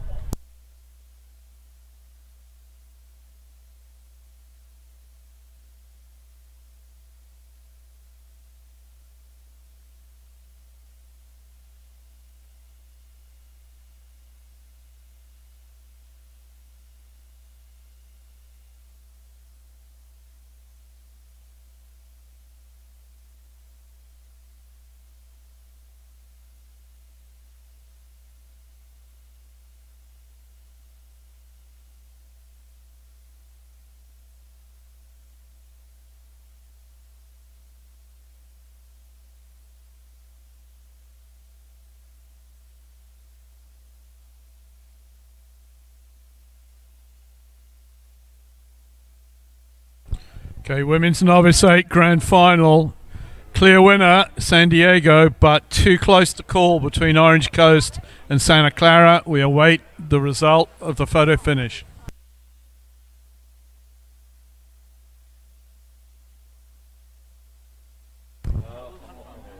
The next race on the program, the men's varsity 4 petite final, has started. Lane 1, Western Washington.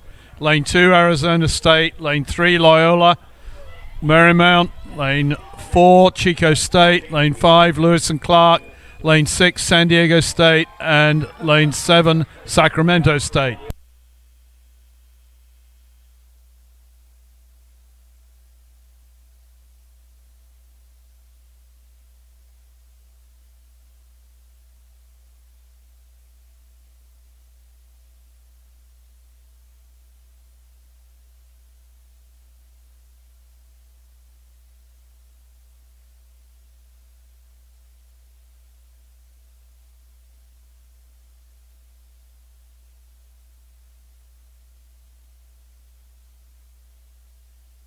Okay, and we have an official result of the women's novice 8 grand final. Unofficial, sorry. Still unofficial. Unofficially, it's University of San Diego. Santa Clara just holding on over Orange Coast and then Arizona State. But that is unofficial. Santa Clara 730.142. Orange Coast 730.189.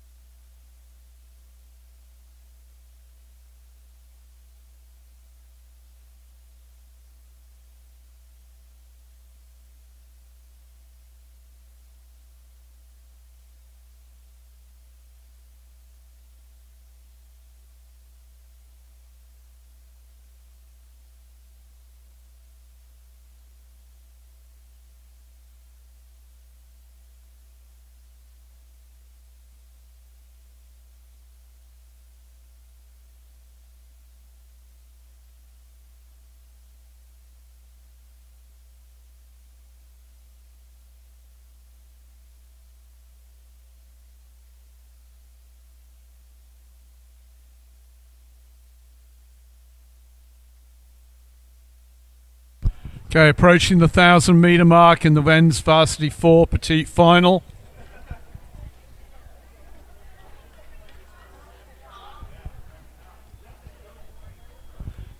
And it looks as though the crews from Western Washington and Arizona State have broken away, or, sorry, I beg your pardon, the crews from Arizona State and Loyola Marymount have a slight advantage over Western Washington.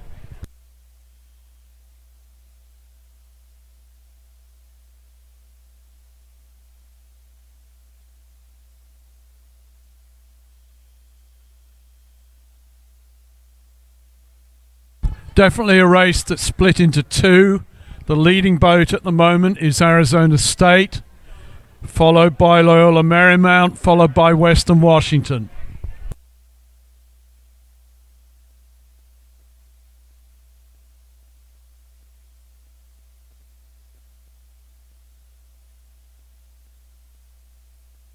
Then very tight for fourth place between Chico State, Lewis and Clark, San Diego State and Sacramento State.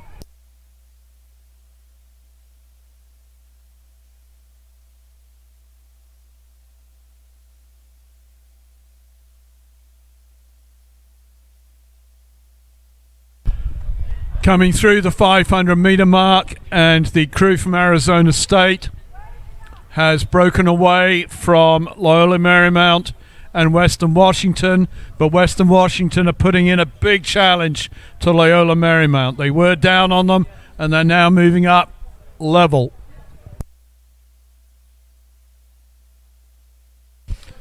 For the back half of the race, it's Chico State and Lewis and Clark.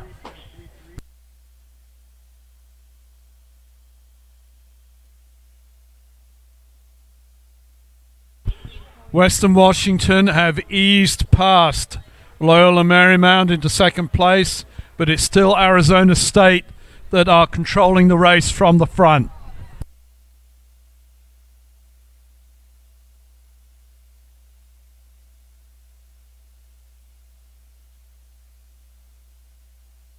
So in the final 200 meters,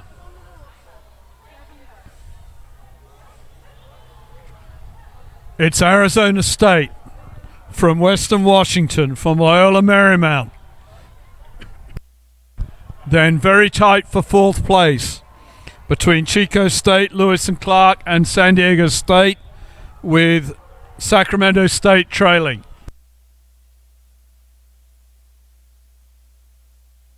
As they come to the line, Arizona State controlling the race from the front. Western Washington came through Loyola Marymount at around the 500 meter mark.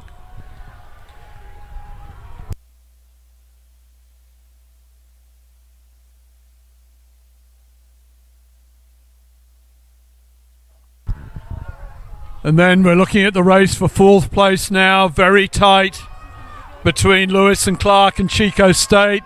Looks like Lewis and Clark. This again could come down to whoever has their blades in the water at the last minute. Chico State, Lewis and Clark, and San Diego State. Still have one boat on the race course, crew from Sacramento State.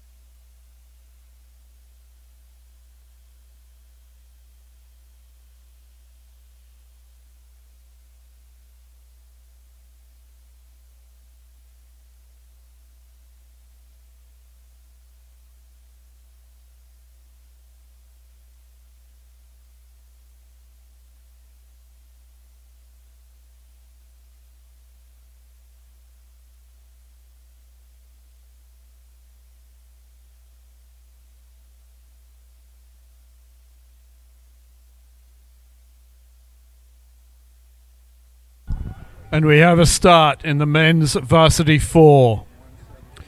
Lane 1, Puget Sound. Lane 2, UC Santa Barbara. Lane 3, Santa Clara. Lane 4, UC Davis. Lane 5, UCLA. Lane 6, Seattle. Lane 7, Long Beach State.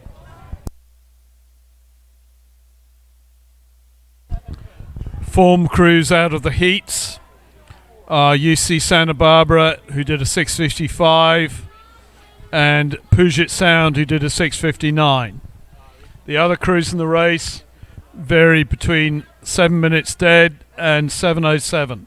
So we might well see a tussle between lane 1 and 2, Puget Sound and UC Santa Barbara, and then a very close race for third between Santa Clara, UC Davis, UCLA, Seattle, and Long Beach.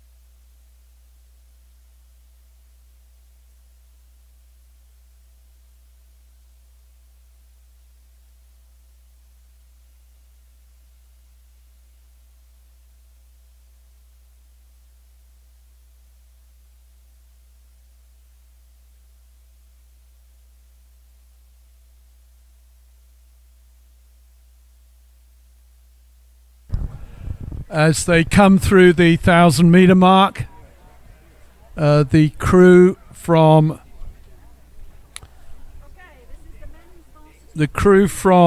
UC Santa Barbara has opened up a significant lead over Puget Sound in lane 1, but the other 4 boats in the race, or other 5 boats in the race, are very even with each other.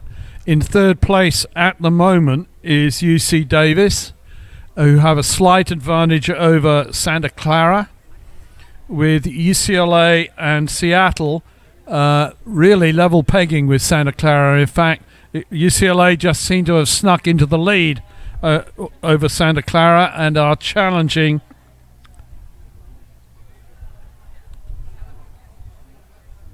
UC Davis.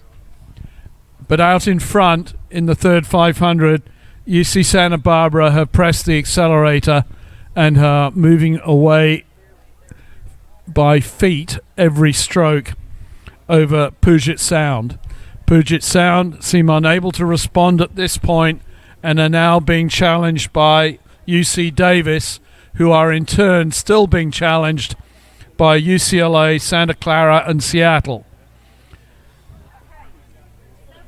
With 500 to go, commanding lead for UC Santa Barbara in the women's varsity 4 final.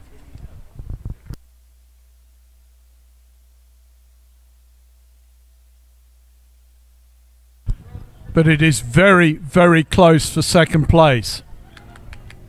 Puget Sound just hanging on to second at the moment, but they're being challenged by Davis, who are in turn being challenged by UCLA and Santa Clara.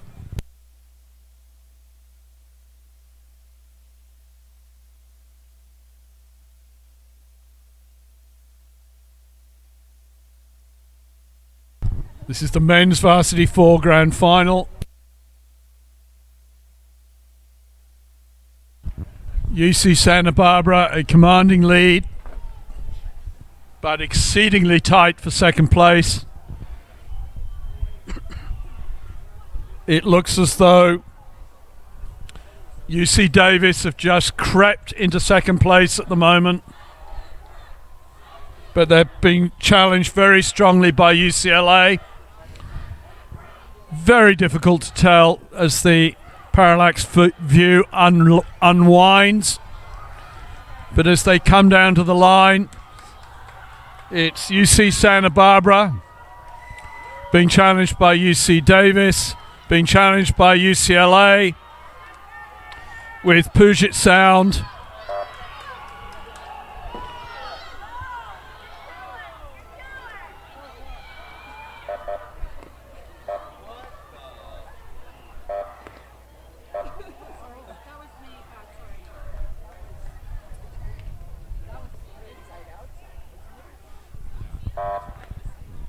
easy to tell who finished first. Good and commanding performance from UC Santa Barbara. The rest of the placings I will give you when we have some photo finishes. Very tight racing.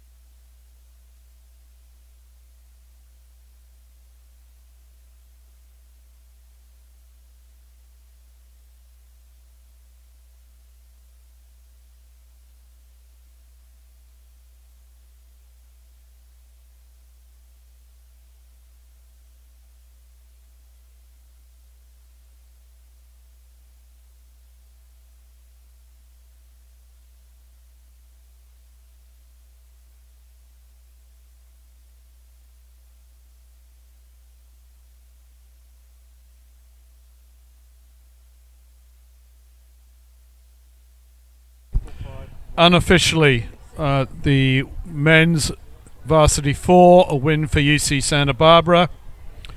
Second place, UC Davis. Third, UCLA. Fourth, Puget Sound. Fifth, Santa Clara. Sixth, Seattle. And seventh, Long Beach. Unofficially.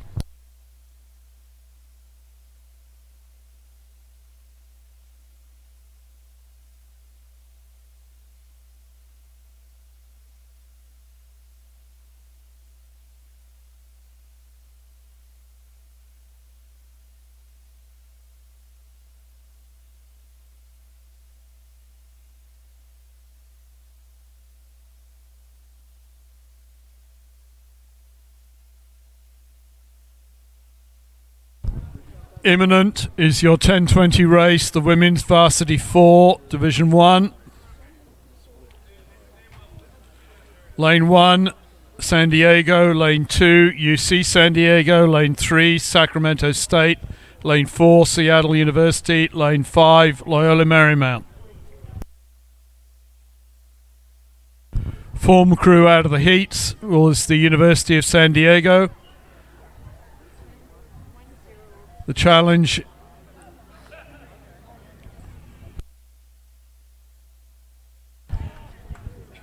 out of the heats, there are some significant gaps in times in this race.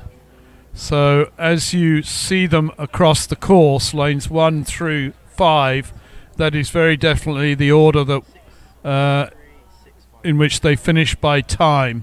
So one may well see an echelon race here. And it started. The Women's Varsity 4 D1 final.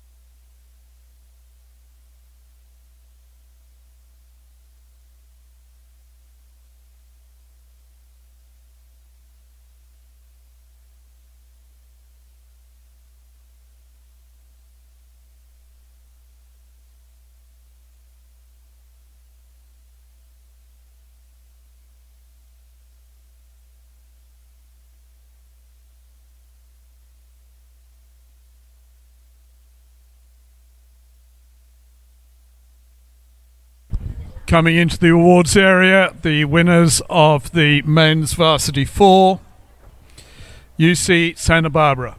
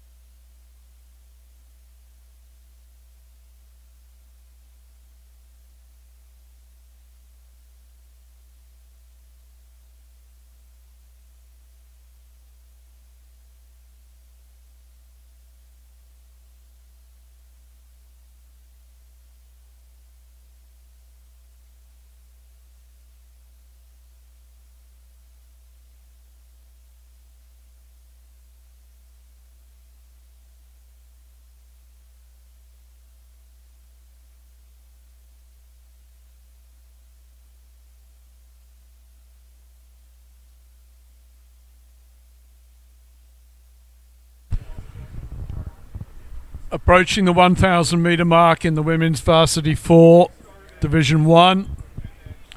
The crew from the University of San Diego has broken away to a significant lead over the rest of the field.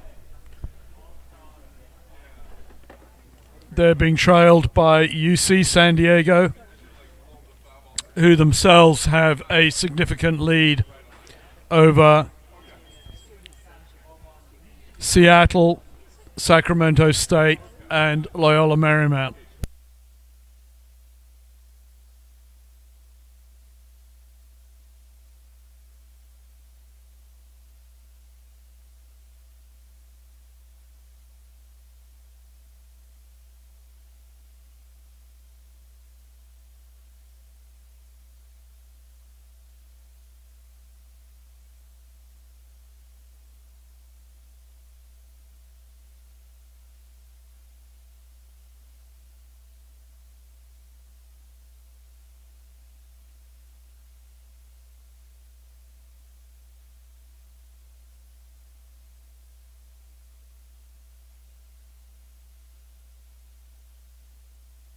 So as they approach the 500 meter mark,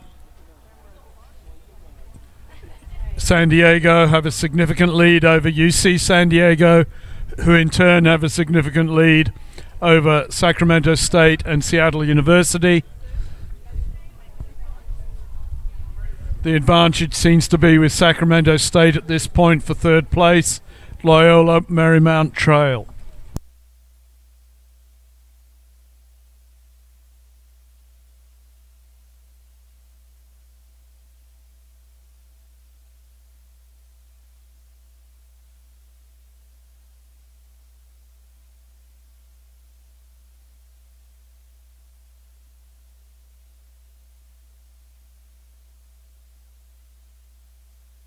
In the final 500, commanding lead for San Diego.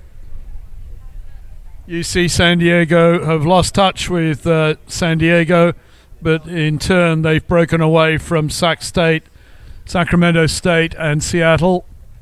Sacramento State and Seattle still duking it out, but the advantage is with Sacramento State at this point.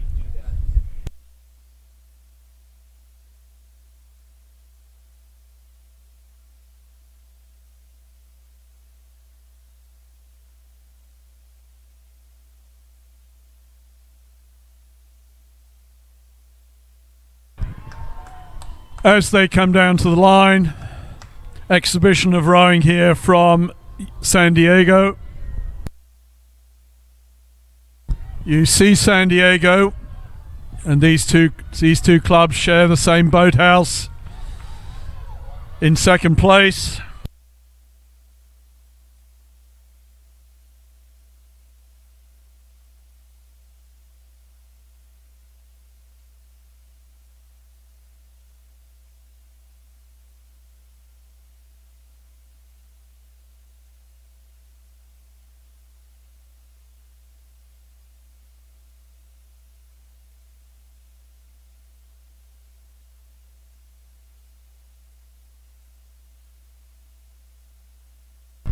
and we turn our attention to the race for third.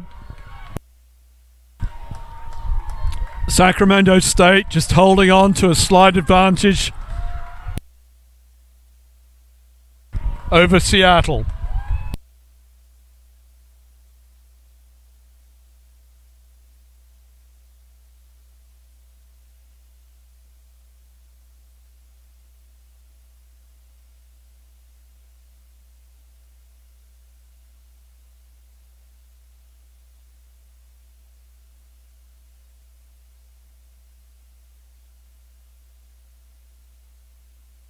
And we still have one boat on the race course from Loyola Marymount.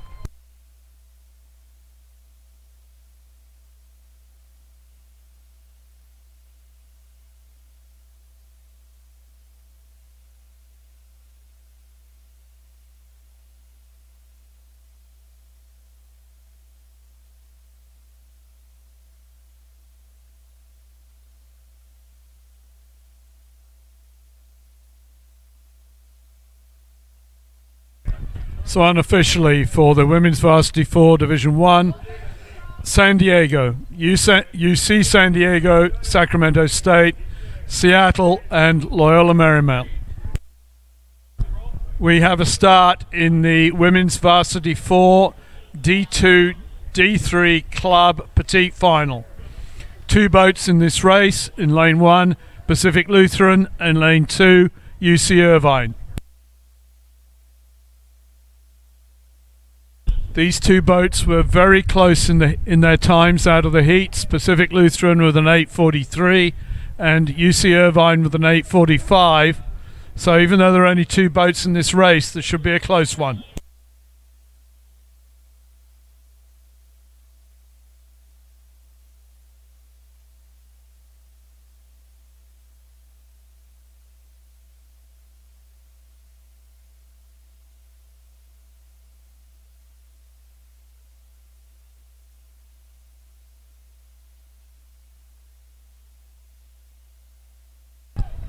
Coming in to receive their medals, the winners of the Women's Varsity 4 Division 1, University of San Diego.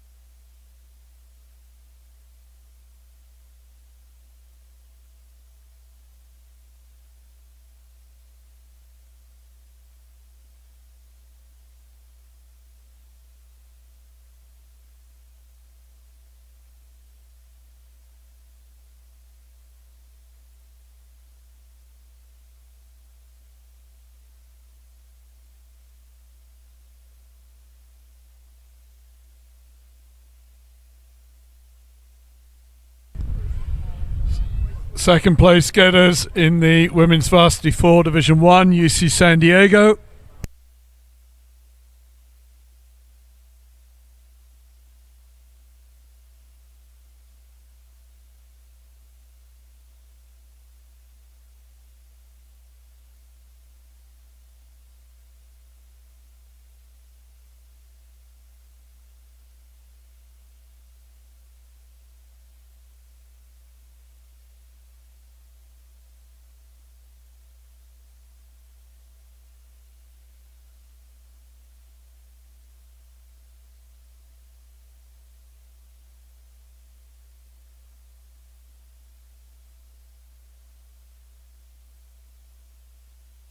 And the third place getters, after a very tough tussle with Seattle University, Sacramento State.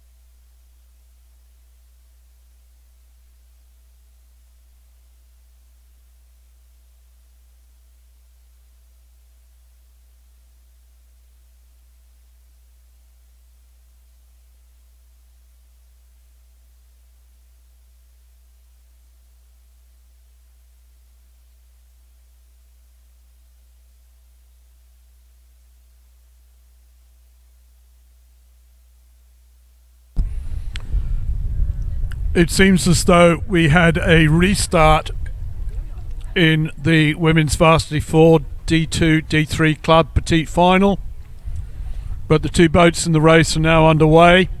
Lane 1 Pacific Lutheran and lane 2 UC Irvine.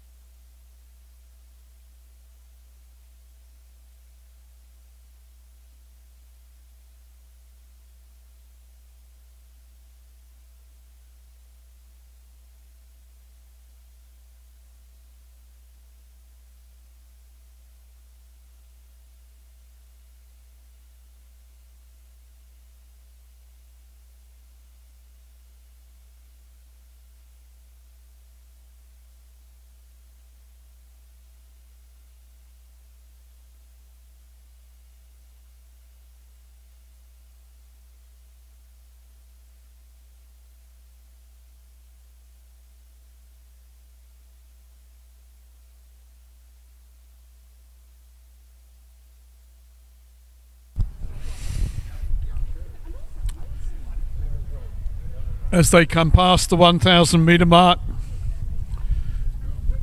it looks as though it's the crew from Pacific Lutheran that have the advantage over UC Irvine, and a reasonably significant advantage as well, some lengths.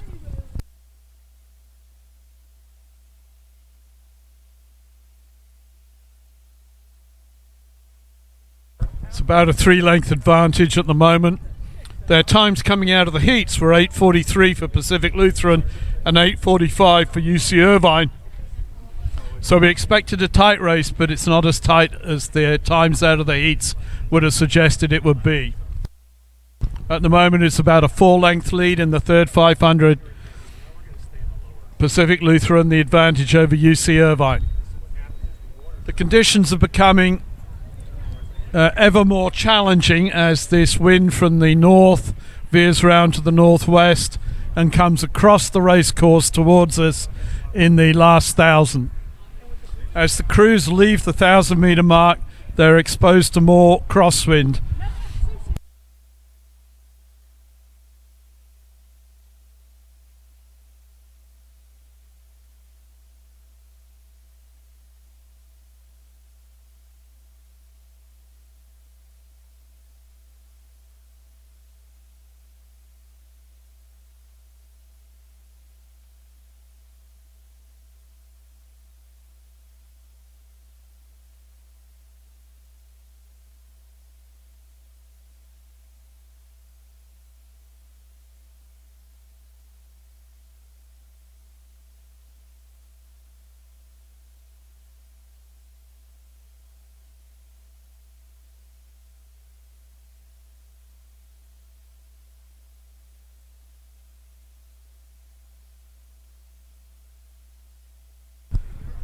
Okay, they're in the third, well into the last 500 now, and Pacific Lutheran have a significant advantage over UC Irvine.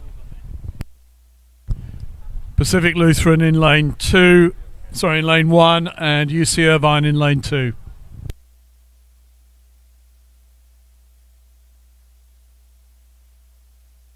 This is the Women's Varsity 4, Division 2, Division 3 and Club Petite Final. Pacific Lutheran Division 3 and UC Irvine, a club crew.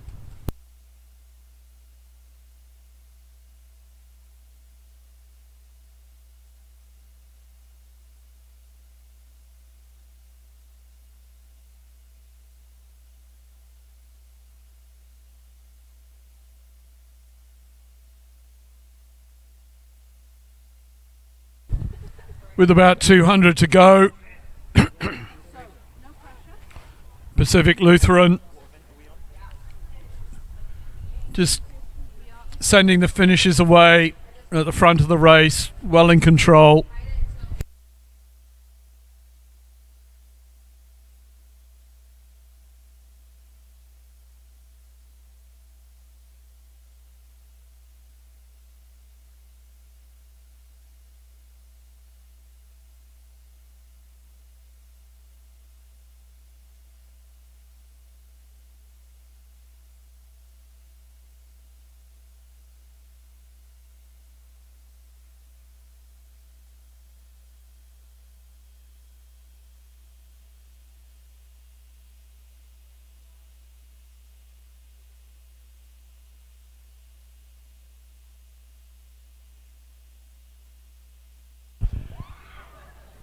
And UC Irvine.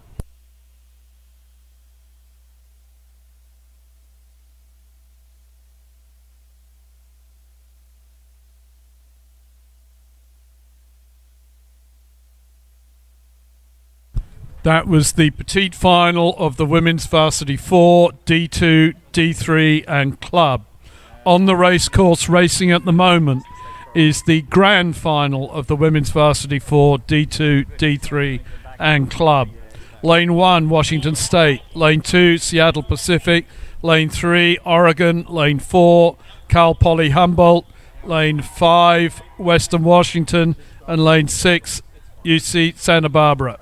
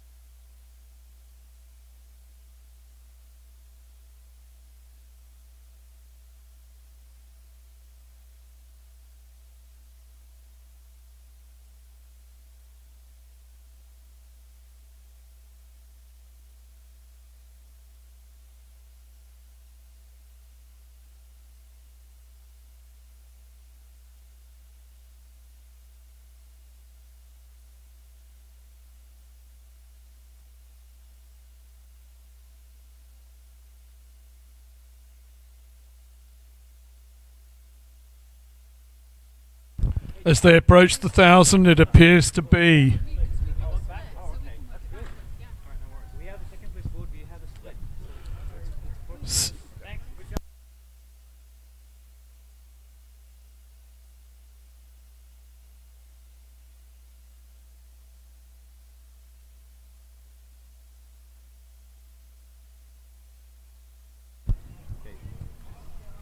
not have a start. Okay, We should. radio, hit the No, we repeat got it. button, please. We got it. We got it. Well, we do have it? Okay, No, no, fine. no. We're okay, we're okay. Okay, as we come past the 1,000 and are in the third 500, it appears to be the crew from Washington State University.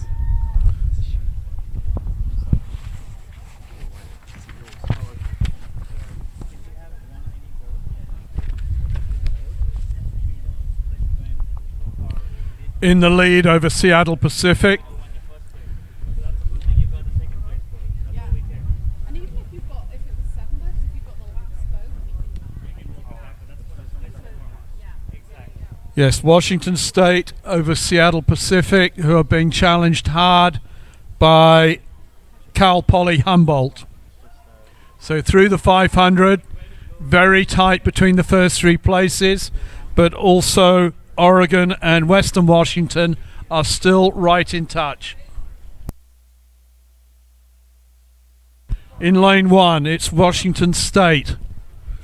This must be a club program from Washington State, because of Washington State are, of course, a Pac-12 school. So Washington State over Seattle Pacific in second, being challenged hard by Cal Poly Humboldt out in lane 4.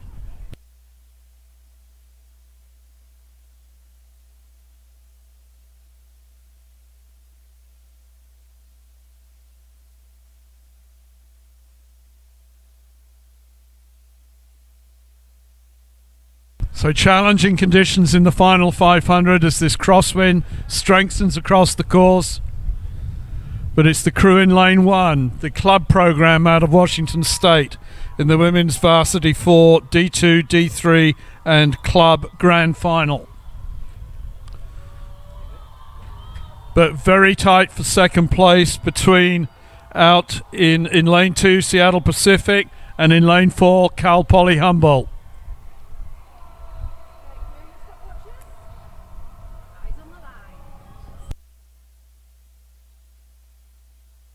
This is the women's varsity 4, Division 2, Division 3 club grand final. Washington State club program in lane 1. And then very tight between Seattle Pacific and Cal Poly Humboldt for second place. Closely tracked by the University of Oregon, and then a gap of about a length to Western Washington and UC Santa Barbara.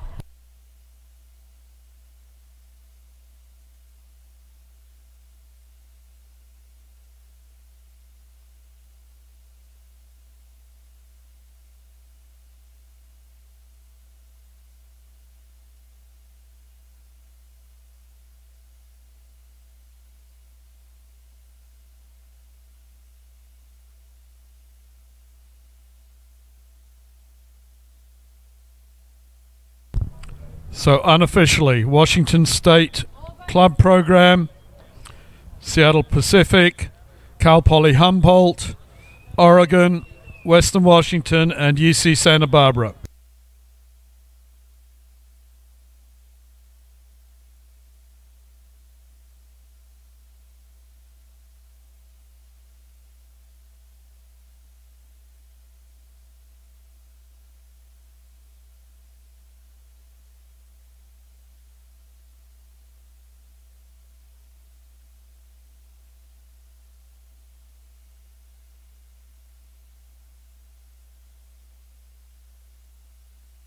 And on the race course, having started, is the men's lightweight 4.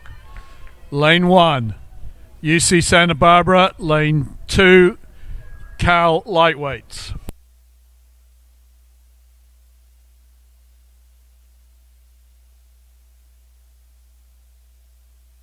These crews did not race yesterday, so this is their first race today, and 2 crews vying for the overall title in the men's lightweight 4.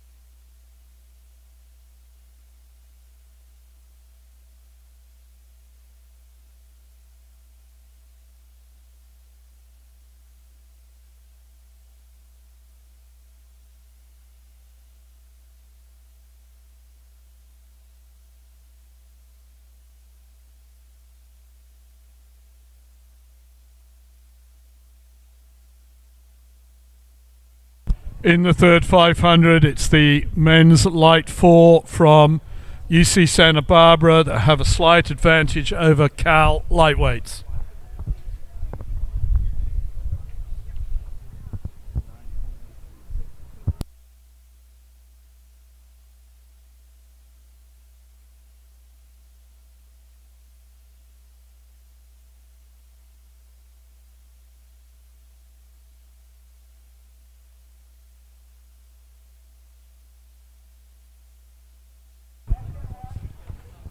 My eyes deceived me. In fact, it's Cal lightweights who have the advantage over UC Santa Barbara.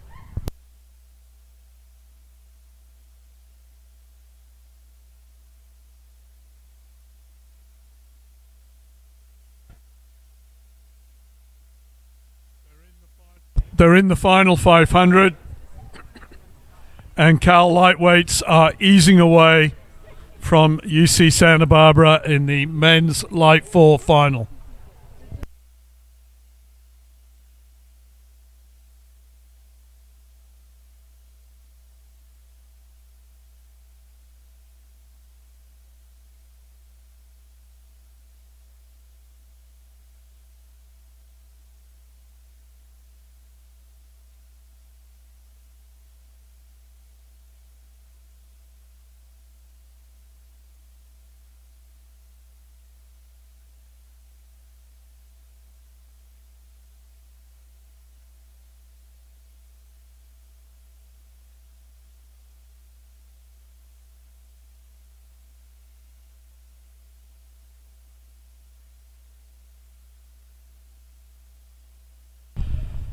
Ladies, you need to move off the finish line. There's a race coming down.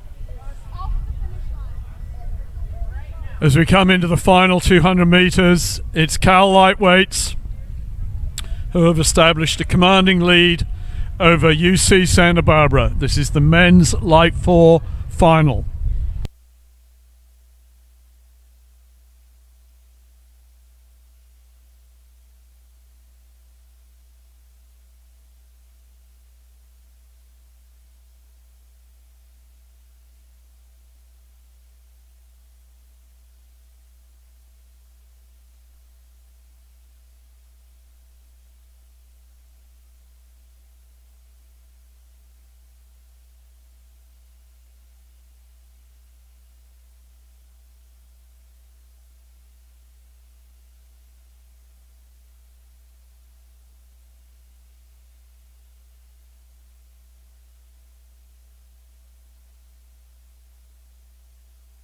So the men's light 4 final, unofficially, Cal lightweights and UC Santa Barbara. Cruz, as you move back after the finish line, either to receive medals or to land, could you please make sure you do not stop on the finish line? It interferes with the photo finish for the races coming down the race course. So please stop after the finish line or move past the finish line, but don't stop on the finish line.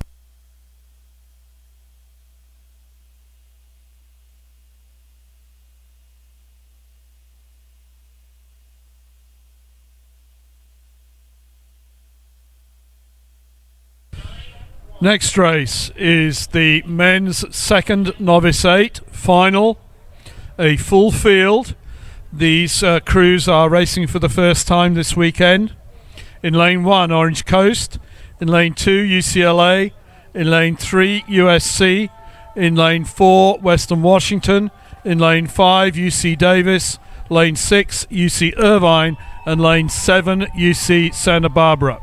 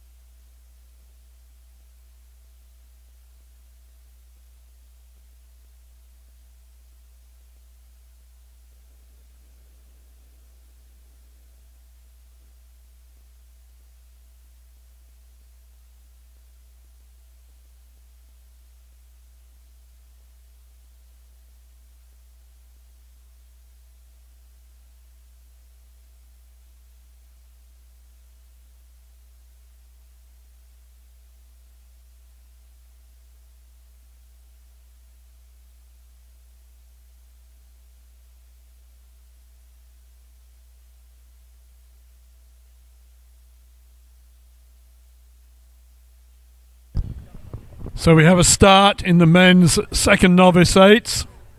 This is a straight final. Again, lane 1 Orange Coast, lane 2 UCLA, lane 3 USC, lane 4 Western Washington, lane 5 UC Davis, lane 6 UC Irvine, and lane 7 UC Santa Barbara.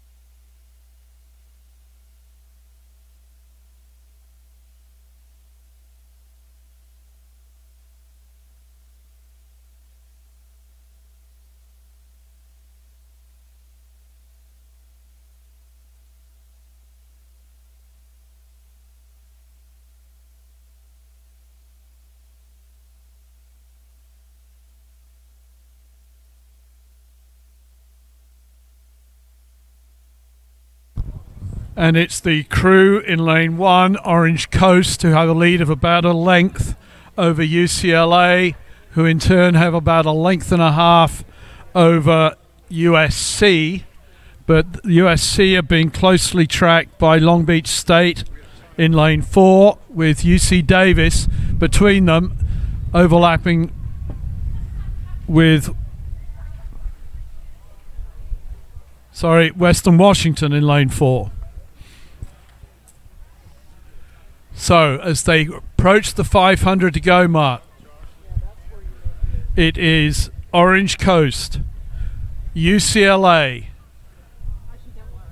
USC just over UC Davis, who are being tracked hard by Western Washington, and then UC Irvine, who have overlap with Western Washington, and then UC Santa Barbara.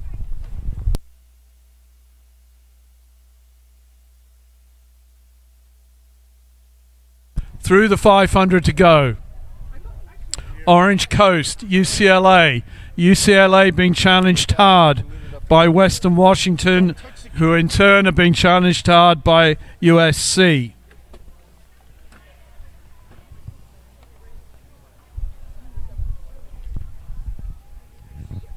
Orange Coast and UCLA have broken away from the rest of the field as they come down past the fishing dock.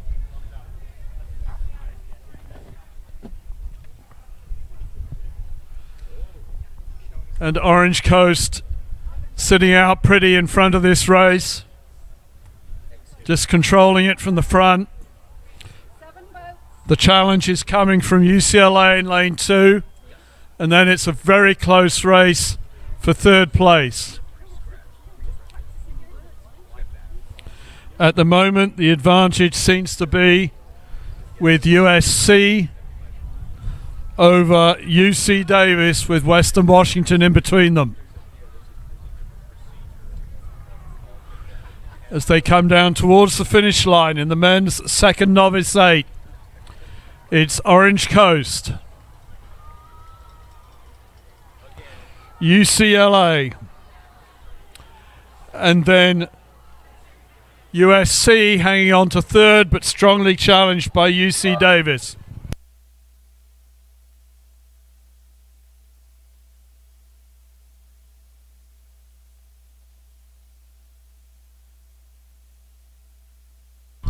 Looks like UC Davis might have just snuck past USC and are moving away out in lane 5.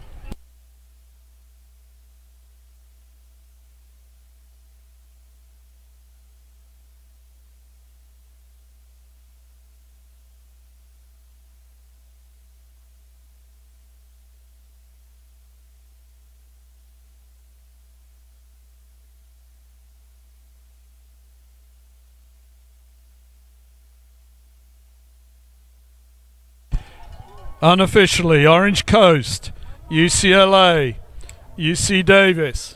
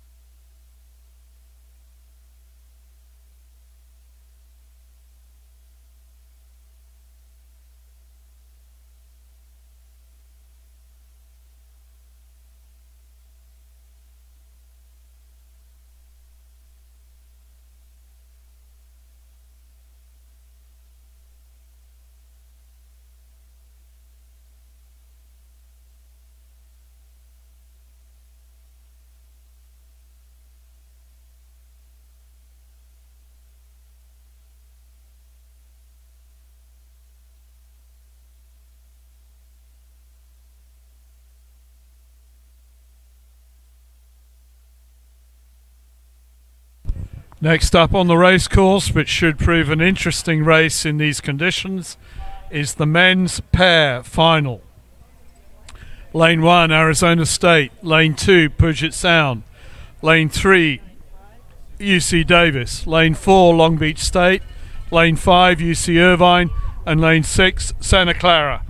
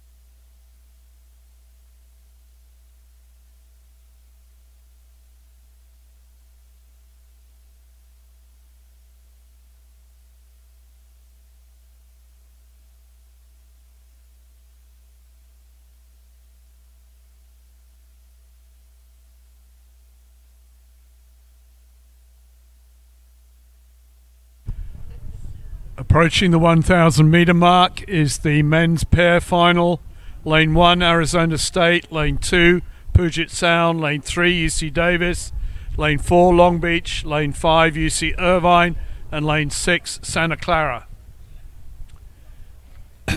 And it looks as though, and it's a bit difficult to tell because some people seem to be rowing in different lanes, but my best guess at this point is that we have the crews from UC Irvine and Santa Clara in lanes 5 and 6 who have a lead over the crews in 1 and 2, Arizona State and Puget Sound. And then we have some very interesting steering going on in lanes 3 and 4, UC Davis and Long Beach State. It looks like they've clashed, moved into each other, moving away from each other now. But in the lead in lanes 5 and 6 are UC Irvine and Santa Clara. So effectively we've got 3 races happening here. But I don't guarantee that I've got that 100% right because some crews seem to have exchanged lanes.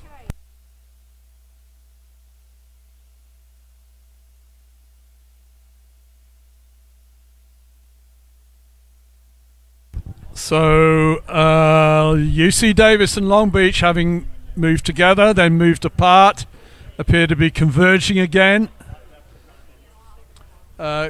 Good steering from lanes 1 and 2, who are duking it out for third place. That's Arizona State and Puget Sound. But at the front of the race, we have UC Irvine and Santa Clara. At the moment, the advantage seems to be with Santa Clara, who have just moved past UC Irvine.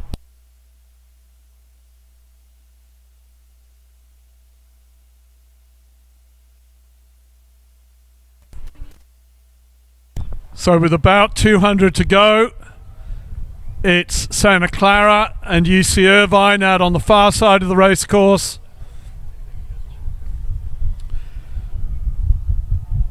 Santa Clara in lane 6, UC Irvine in lane 5. And Santa Clara seem to be easing away from UC Irvine.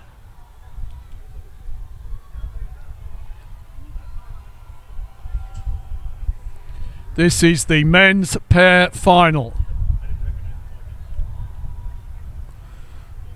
Very good job being done by these front two crews. They've held their lanes, held a straight course, raced very well. So as they approach the line, it is Santa Clara, UC Irvine, and at the moment the advantage is to Arizona State for third.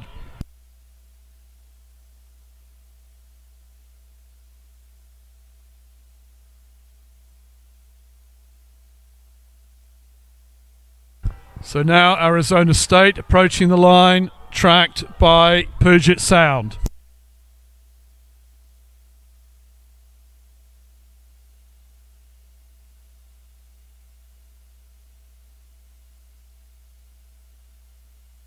And continued interesting steering from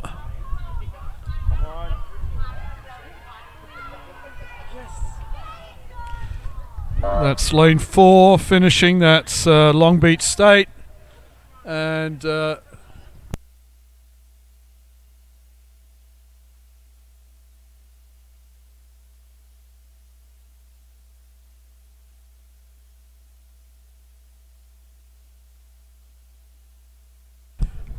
unofficially a win for Santa Clara over UC Irvine and Arizona State.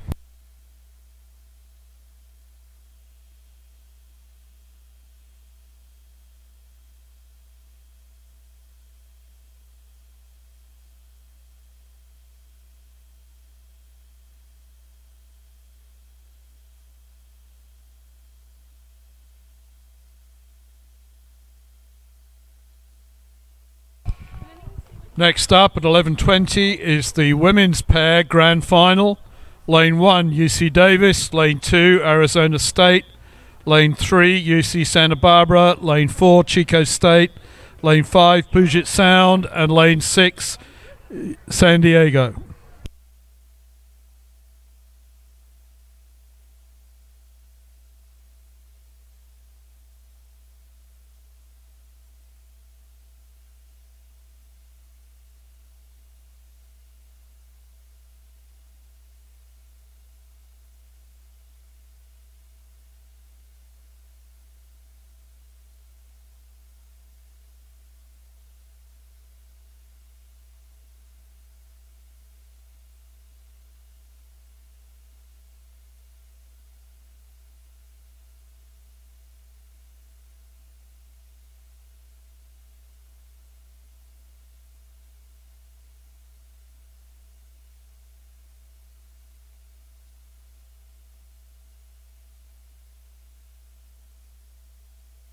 And we have a start in the women's pair grand final.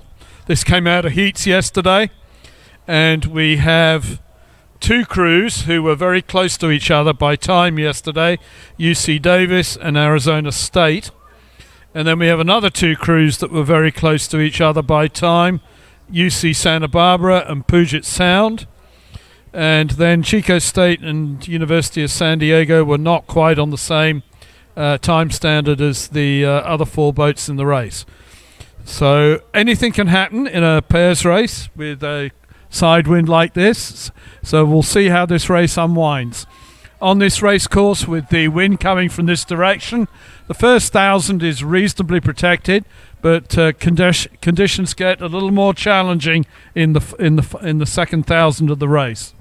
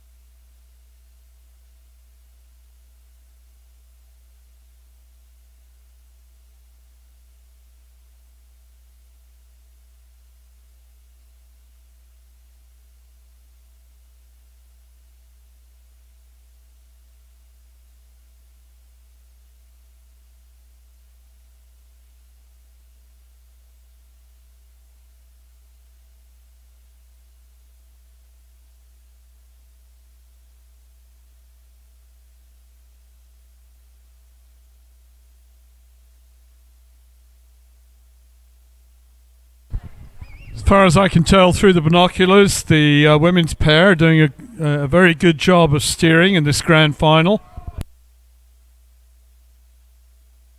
Does appear that UC Davis and Arizona State may have an advantage over the other 4 crews in the race.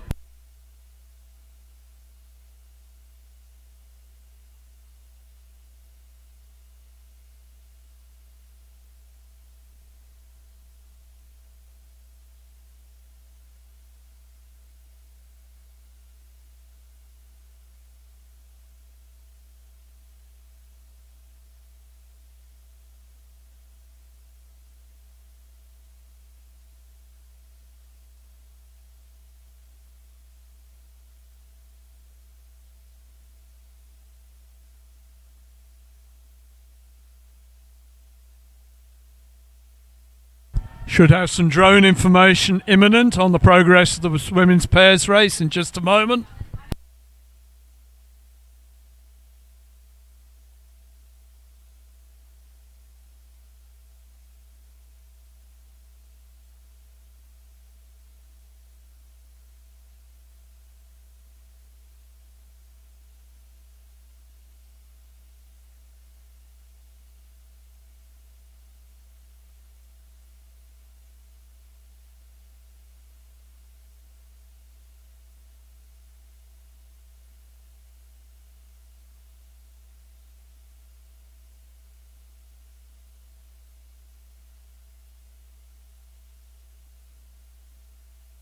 So they're through the 1,000,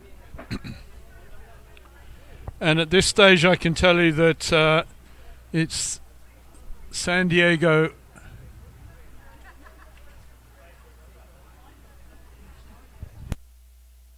The boat in the lead appears to be Arizona State.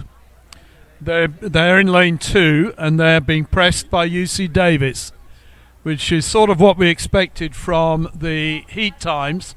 But the surprise crew at the moment is Chico State, who appear to be challenging from out of lane 4, unless that is Puget Sound, who have changed lanes.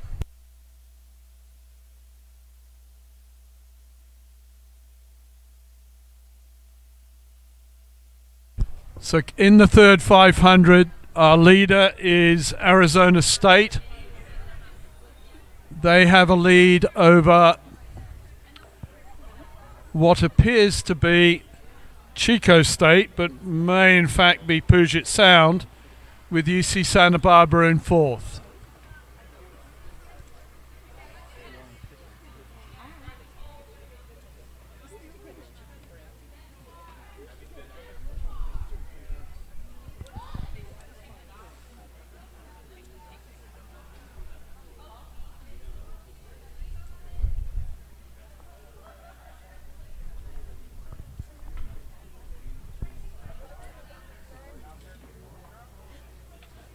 Why would Puget?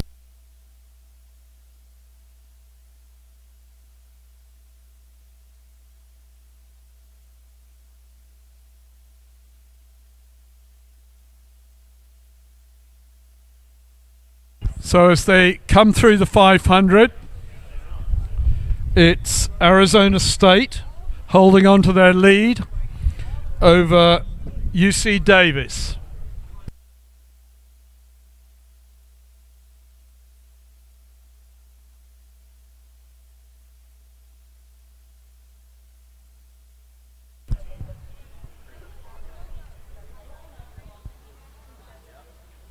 The challenge is coming from the crew on the outside.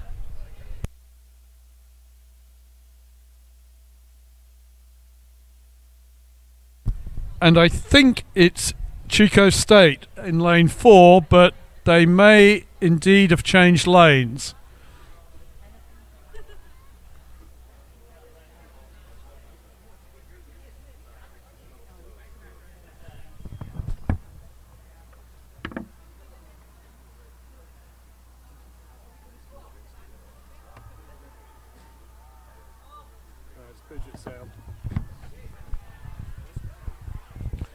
So our leader is still Arizona State. There is a tough battle going on between Puget Sound and UC Davis for second place.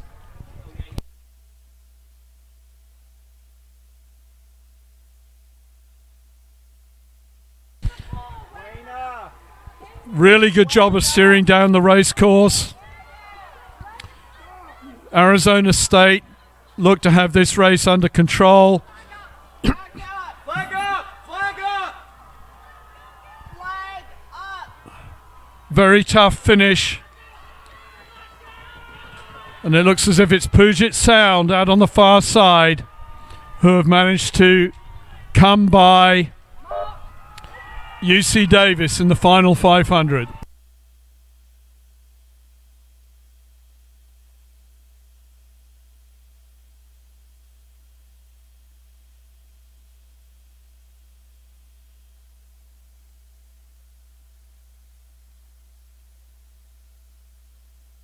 Approaching the line now in fourth is UC Santa Barbara.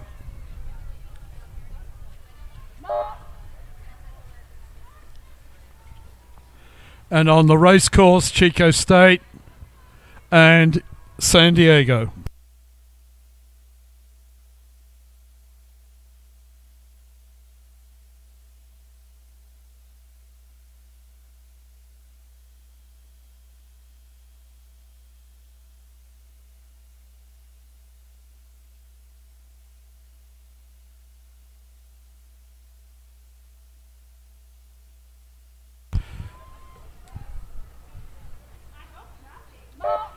Unofficially, the women's pair final, a win for Arizona State.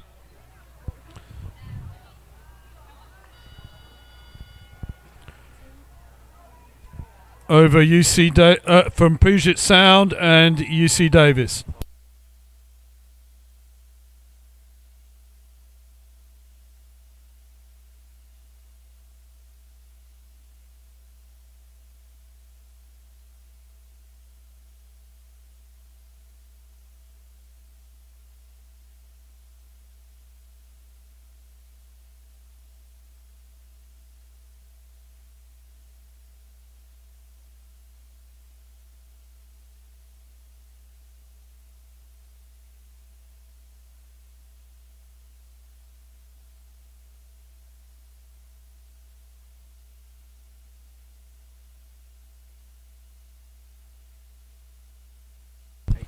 So unofficially in the women's pair final, Arizona State over Puget Sound, over UC Davis, over UC Santa Barbara, with Chico State and San Diego.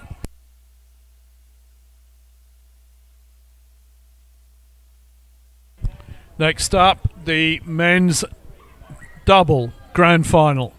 Lane 1, Cal Poly Humboldt. Lane 2, Long Beach State. Lane 3, Seattle A. So in lane 2 was Long Beach State A. Lane 3, Seattle A. Lane 4, Chico State. Lane 5, Long Beach State B. And lane 6, Sac State B.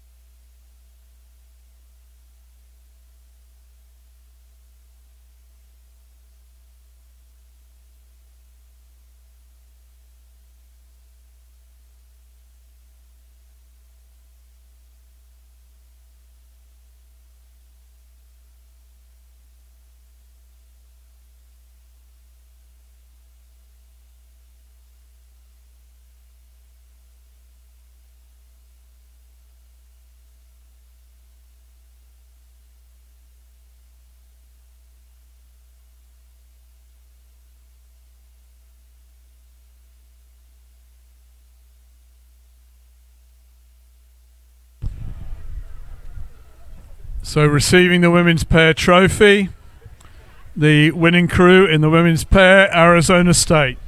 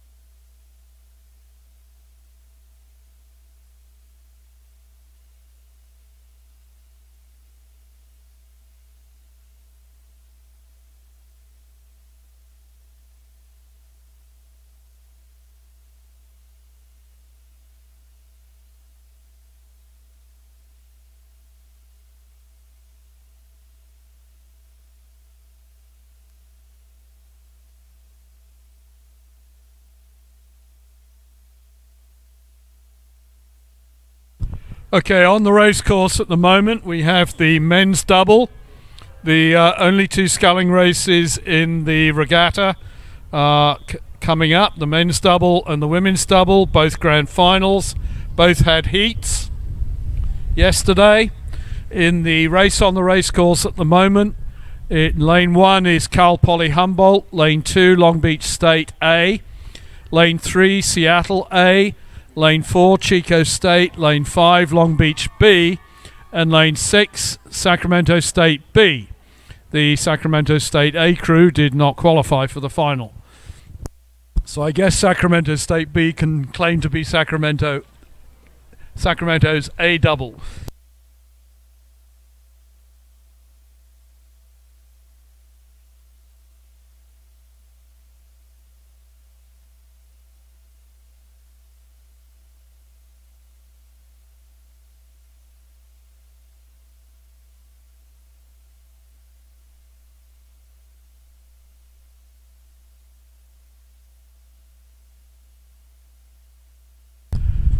And as they approach the 500 to go mark, it appears as though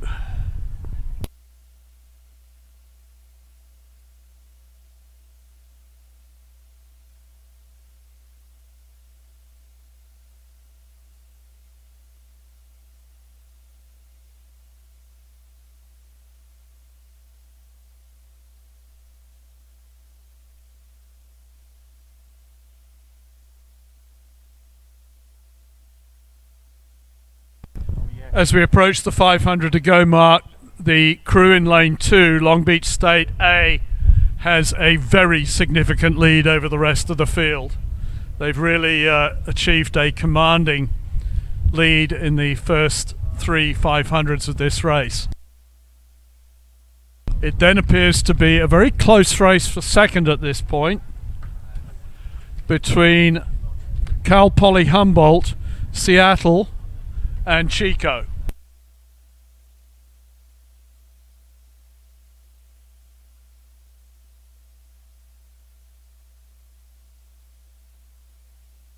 The only crew that's really out of it for second place at this point appears to be the crew from Sacramento State B. But a very commanding performance from the Long Beach State double, the Long Beach State A crew. I would say that the advantage for second place at this point lies between Chico State and Seattle, with the crew, with the Long Beach State, with the Cal Poly Humboldt crew tracking them.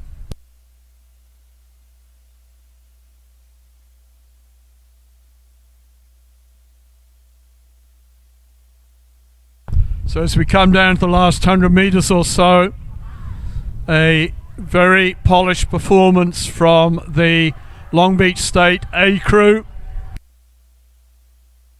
in the men's double.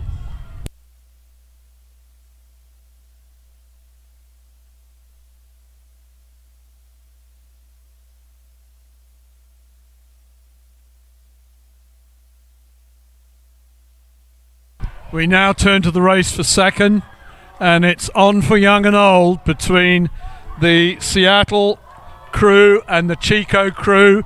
Chico crew seem to have the advantage at this stage. The Chico crew are taking the rating up, so are the Seattle crew. Chico State just have a slight advantage at this point, and it looks like it's Chico State over Seattle. And again, very tight for fourth place. On the far side, the Long Beach State B crew, but fast finishing on the inside is the crew from Cal Poly Humboldt. And Cal Poly Humboldt just sneak home ahead of Long Beach State B. And on the race course, we still have the Sacramento State B crew.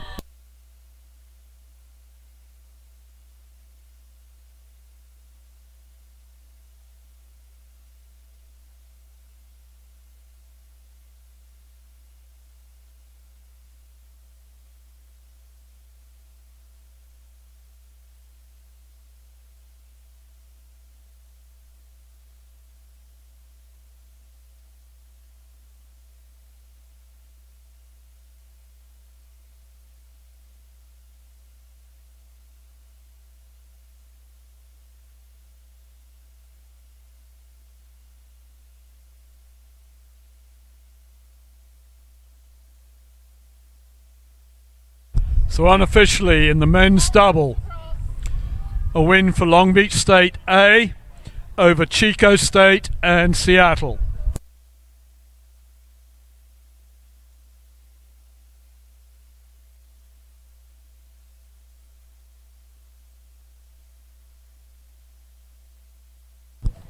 Upcoming, the women's double grand final.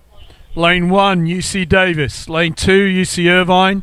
Lane 3, Arizona State. Lane 4, San Diego. Lane 5, Pacific University, Forest Green. And Lane 7, Southern Oregon.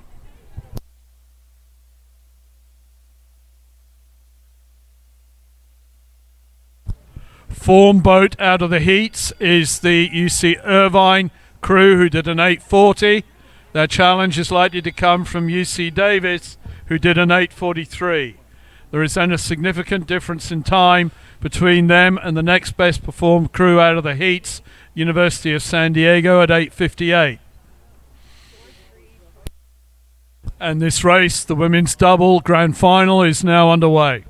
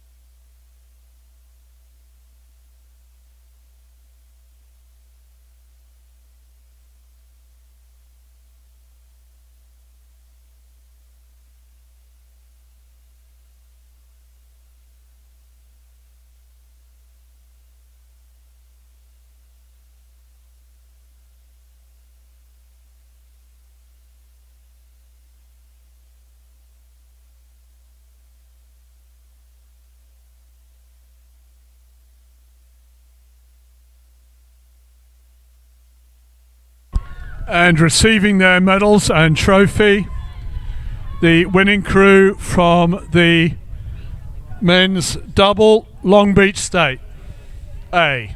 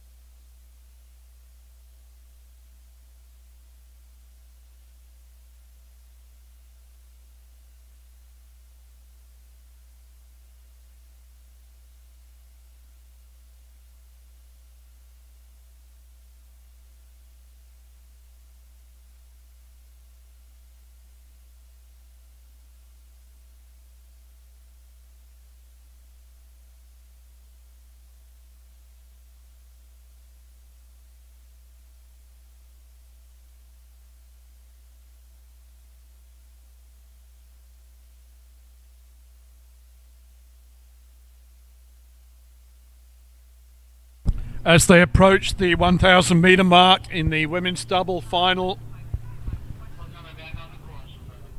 it appears that as though it is UC Davis who have a lead over UC Irvine in lanes 1 and 2.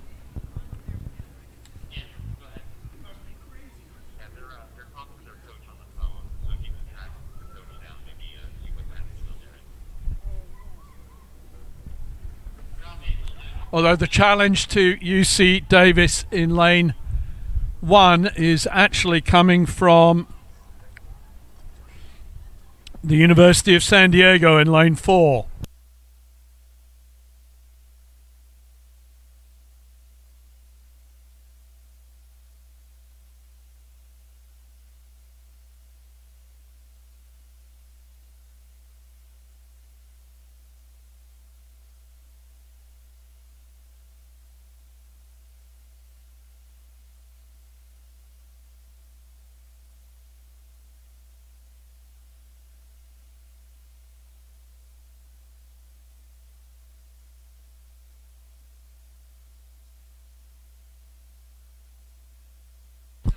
As they approach the 500 to go mark, in lane 1 it is UC Davis in the women's double. In lane 4, it's University of San Diego, followed by UC Irvine in lane 3 and Arizona State in lane... Sorry, UC Irvine in lane 2 and Arizona State in lane 3.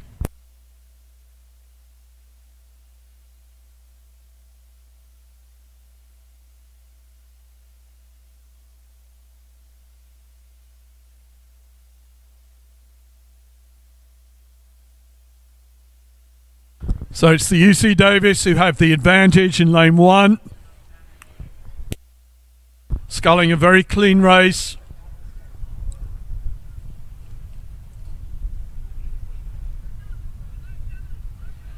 The challenge to them is coming out in lane 4 from the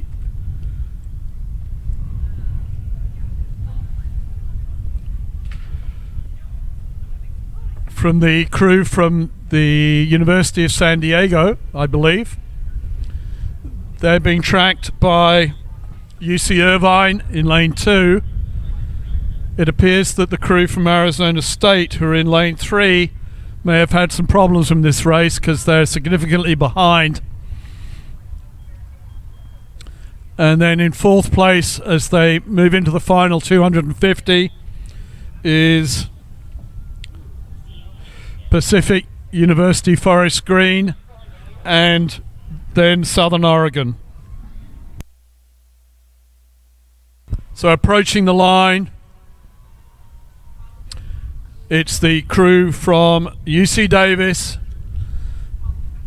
who have a very clean advantage over University of San Diego and then UC Irvine.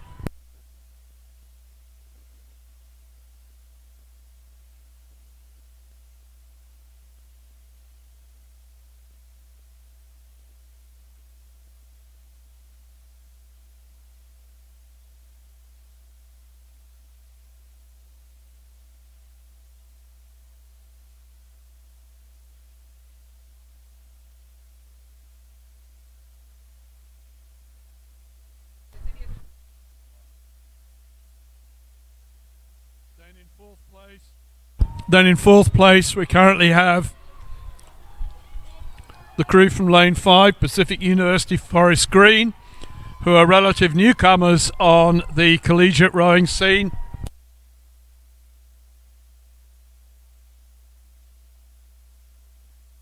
And then still on the race course, we have Southern Oregon University, and then the crew from Arizona State, who seem to have had some difficulties during this race.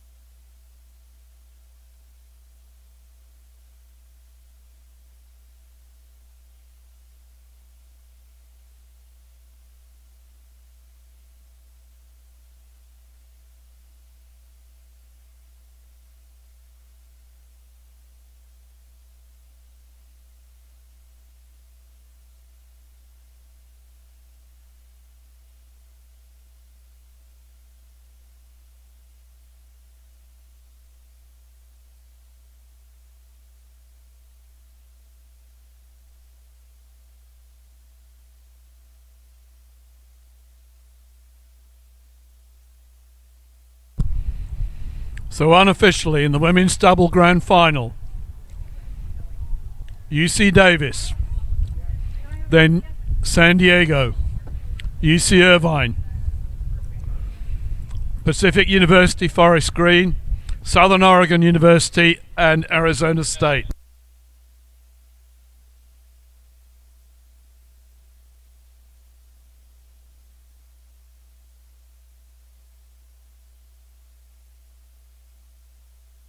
And we have a start in the men's novice 4 grand final. Lane 1, UCLA. Lane 2, Santa Clara. Lane 3, USC. Lane 4, Western Washington. Lane 5, UC Santa Barbara. Lane 6, UC Davis.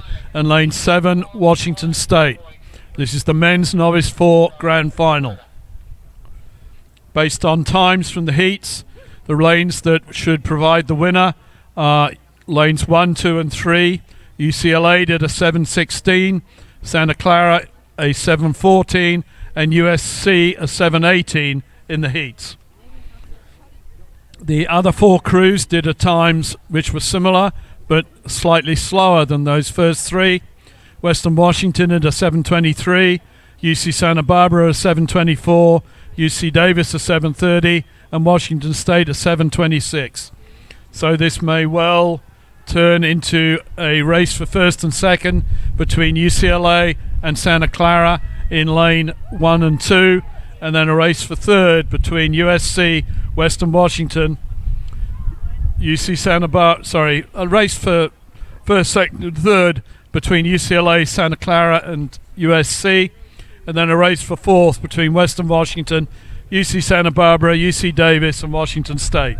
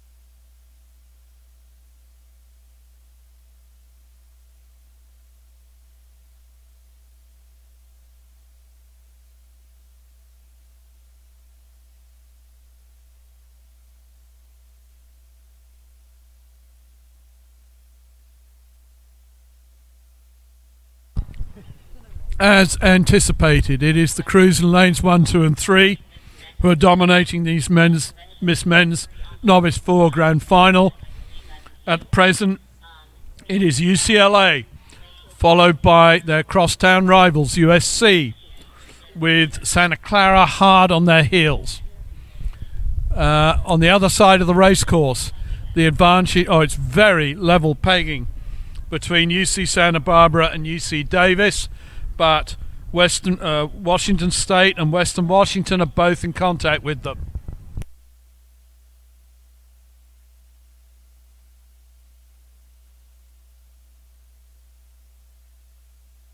They're in the third 500 at the moment, and the advantage is still with UCLA, but USC, but only by about half a length over USC, with about a length further back to Santa Clara.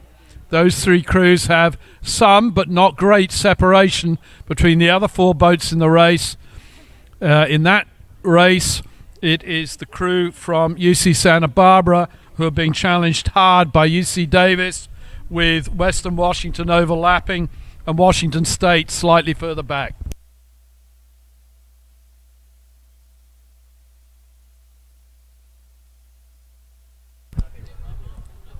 As they go through the 500 meter mark, it is UCLA who have an advantage, an increasing advantage over USC. USC pressed them hard in that third 500, but UCLA seem to have held off that pressure and seem to be moving away slightly as they come into the final 500. And it's now Santa Clara who are still trying to maintain their pressure on USC for second place. A little further back, it is still UC Santa Barbara hanging on to a lead just over Western Washington and UC Davis. Western Washington seem to have snuck past UC Davis for that, what is at this point, 5th spot.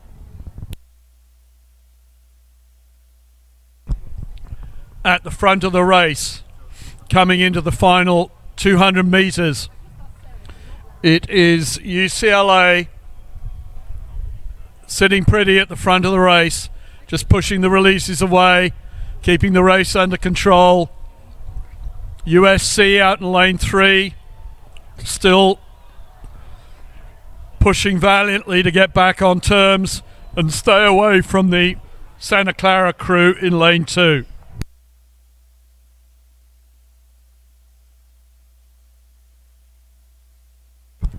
As we come to the line, UCLA, USC, Santa Clara, and it's still very tight for 4th.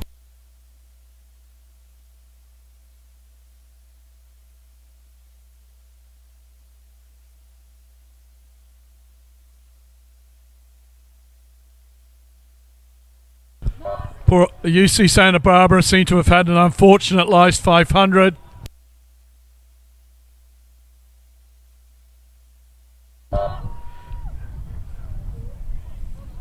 And it appears to be the crews from UC Davis and Washington State and Western Washington who have got past UC Santa Barbara in the last 500.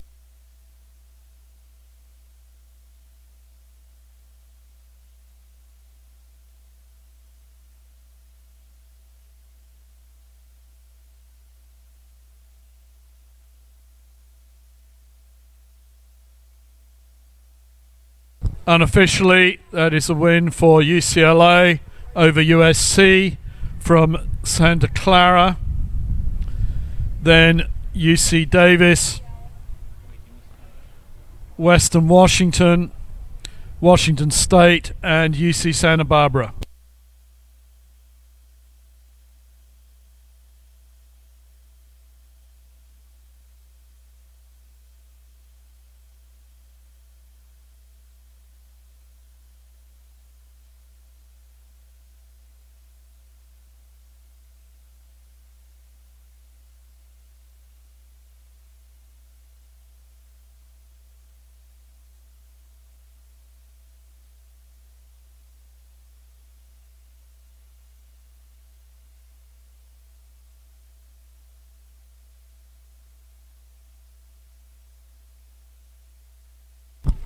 We're about a minute away from the start of the Women's Novice 4 Grand Final.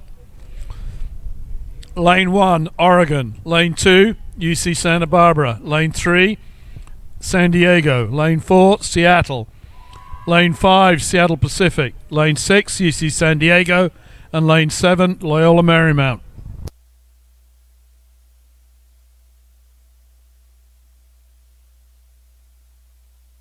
The outstanding times out of the heats, the lanes to watch, are San Diego, who did an 8:03, they're in lane 3, and UC San Diego, who did an 8:07 out in lane 6. Next best times out of the heats were the University of Oregon with an 8:22 and UC Santa Barbara with an 8:29 in lane 2.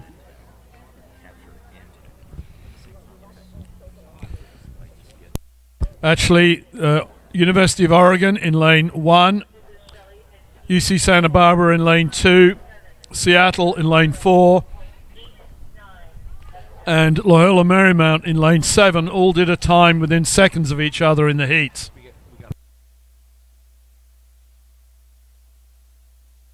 But the form crews, lanes to watch, are lanes 3 and 6, San Diego and UC San Diego.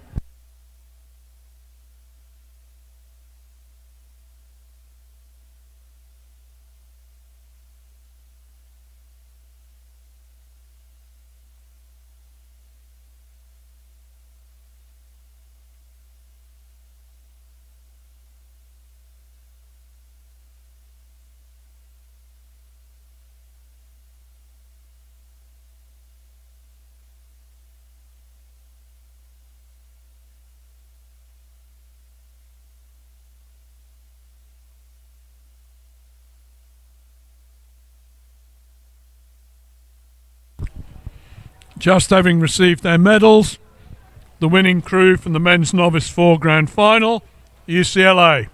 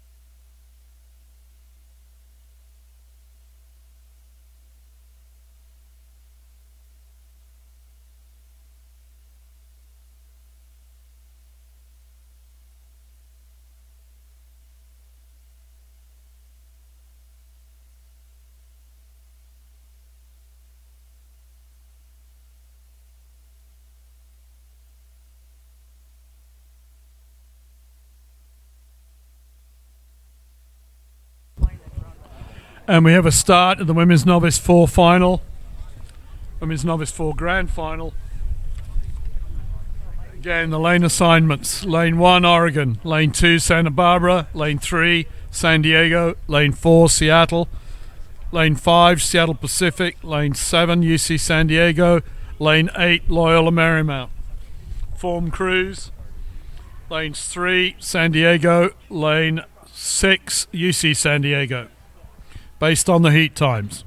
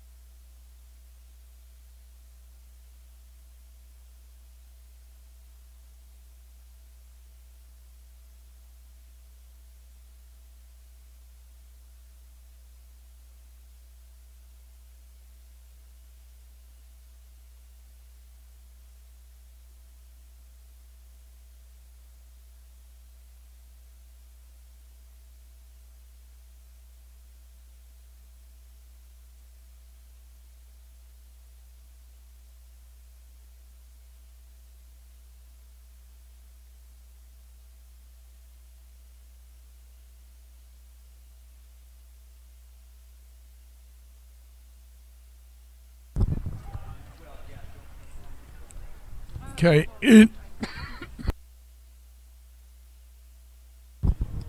the third 500, it is the crews out of lane 2, which is the UC Santa Barbara.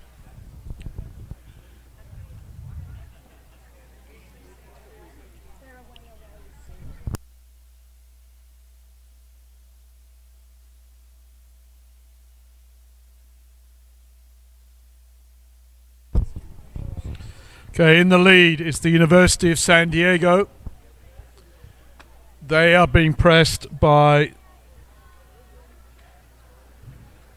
UC San Diego, and the challenge to them is coming from Seattle University in lane 4,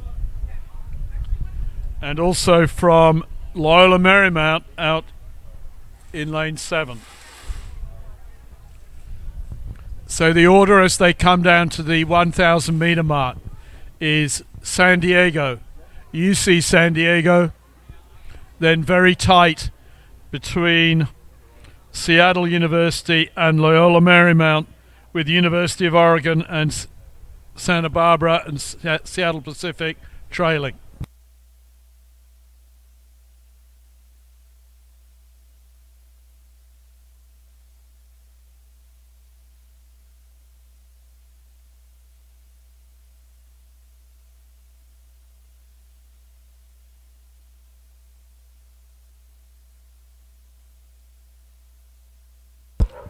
So in the third 500 now, University of San Diego in the lead, UC San Diego in second, Loyola Marymount and Seattle University are having a very strong tussle for third place. I'd say the advantage is probably with Loyola Marymount at this point. Oregon are still in touch with those two crews, and then it's back to Seattle Pacific, and UC Santa Barbara is still in the race, but they're at this point behind the umpires' launches.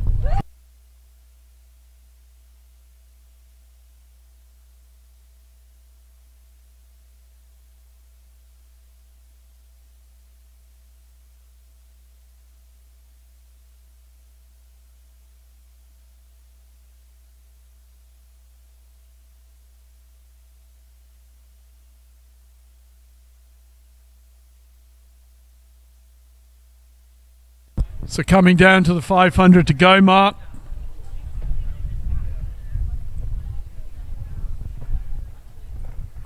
University of San Diego is stretching their lead. UC San Diego are maintaining their advantage over the other crews in the race. It appears as though it is Loyola Marymount who are mounting the challenge.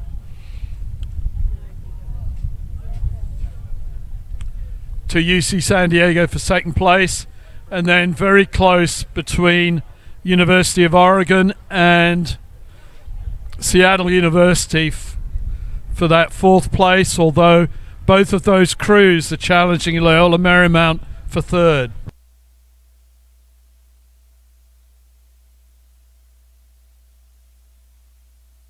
Clean display of rowing from the University of San Diego boat. Out of lane 3, and they are sitting on the front of the race, controlling it, keeping their rowing long and strong.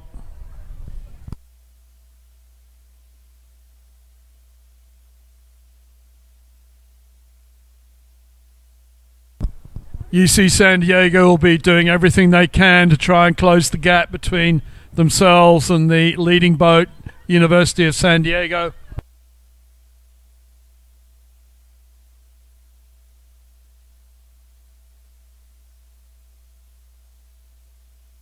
And then it's very close for third place. On this side of the race course, the University of Oregon. In the middle, Seattle University. And on the far side, Loyola Marymount.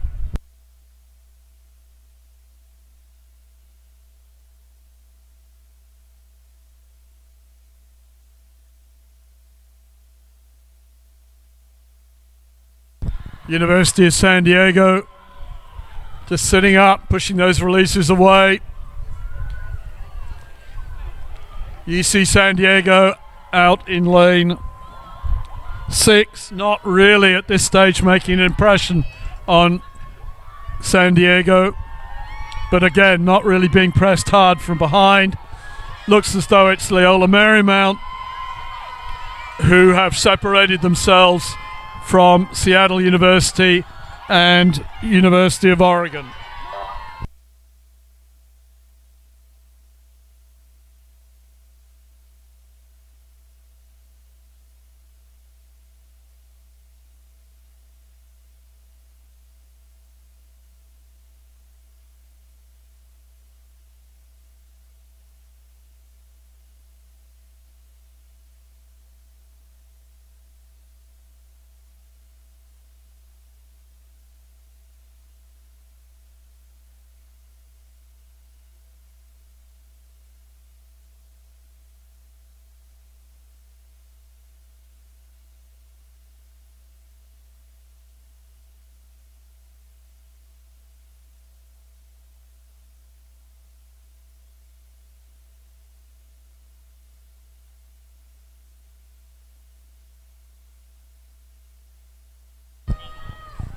Okay, unofficial finish order across the line so far.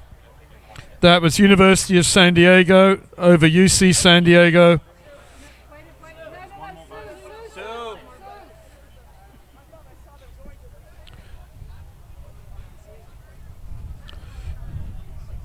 Over Loyola Marymount, over University of Oregon and Seattle University, then Seattle Pacific, and still on the rate course at the moment is the UC Santa Barbara, who are taking what can only be described as the scenic route, and that looks like a steering problem, that they have something wrong with their steering equipment.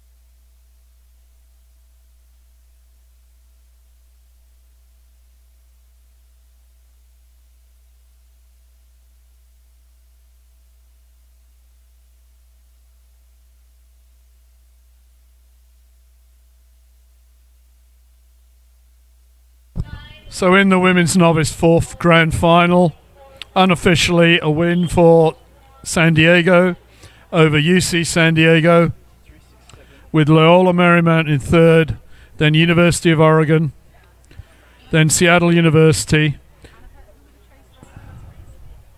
and Seattle Pacific, with the unfortunate crew from UC Santa Barbara making it most of the way down the race course, but just finding their equipment failure too much to deal with in the end.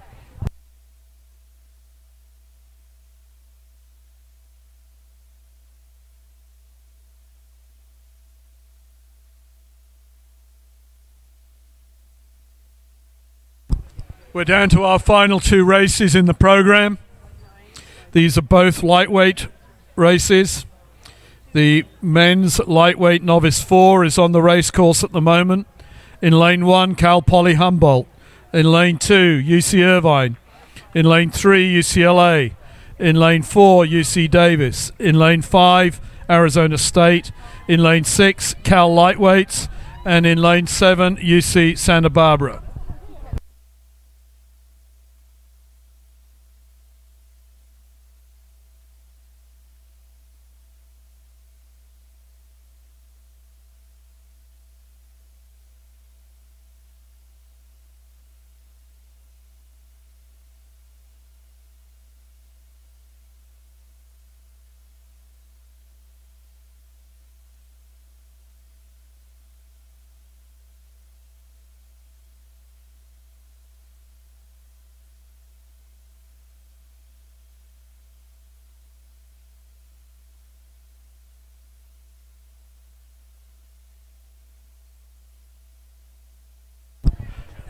this race, the men's light novice 4. This is the first time they've raced this weekend, so we don't have any form out of any heats. But it looks as though it's the crew in lane 4 from UC Davis that have established the lead coming into the third 500. The challenge is coming from Cal Poly Humboldt and UC Irvine in lanes 1 and 2.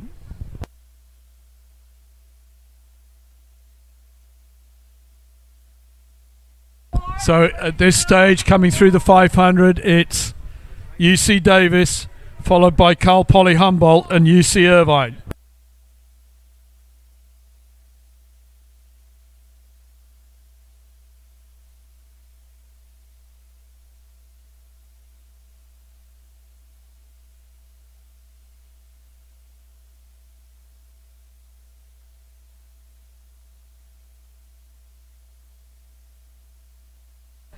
UC Davis out in lane 4 are having a few interesting experiences with the waves, but they're still maintaining their lead over the other boats.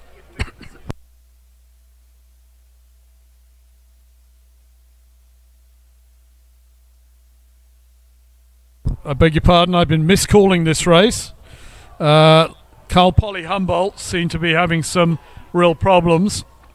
They're way back in lane 1, and so it is lane 2 UC Irvine and lane 3 UCLA who are providing the challenge to UC Davis at this point. So as we come into the last 150 meters, it's UC Davis in this men's novice light 4. And then a very close race for second place between UC Irvine and UCLA.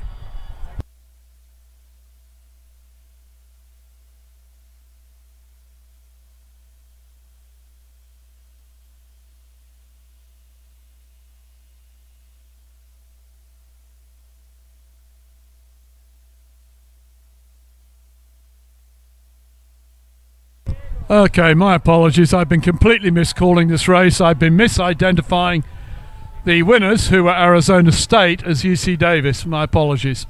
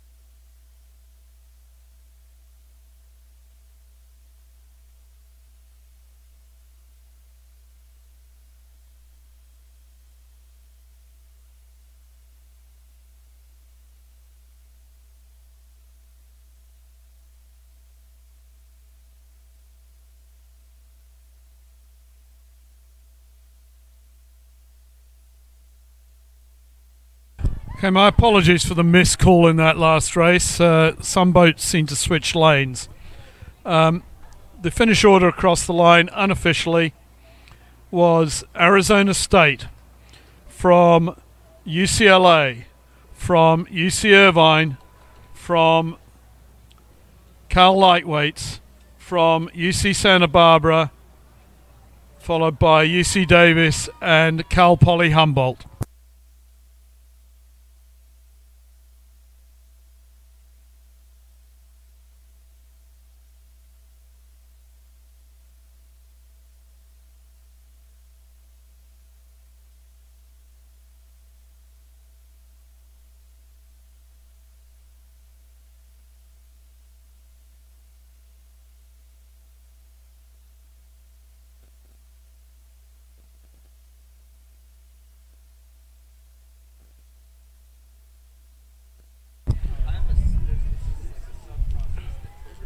Yes.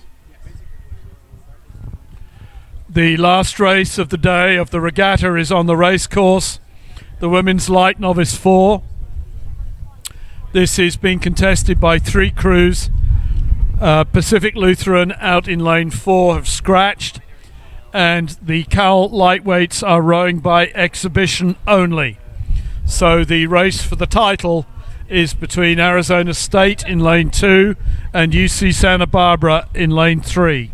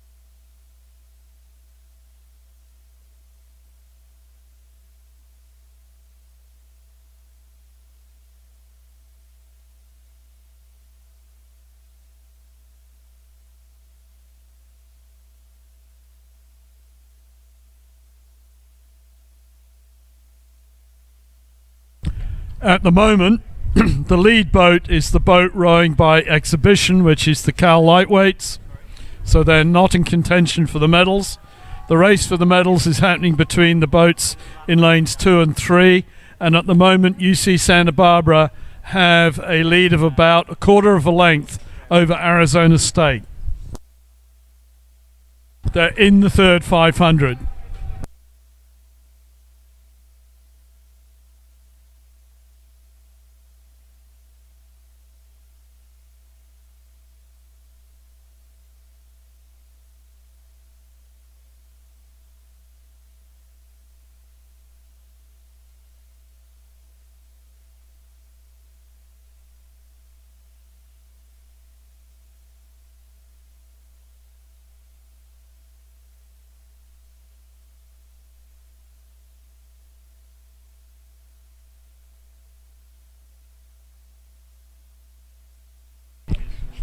So as we move past the 500 meter mark, it's the Cal Lightweight boat who are competing by invitation as an exhibition boat only, which are leading the race.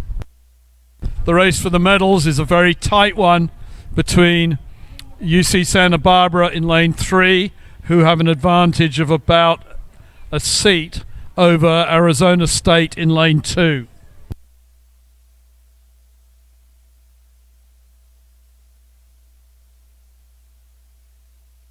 In your program, Pacific Lutheran were due to perform in lane 4, but there is scratch.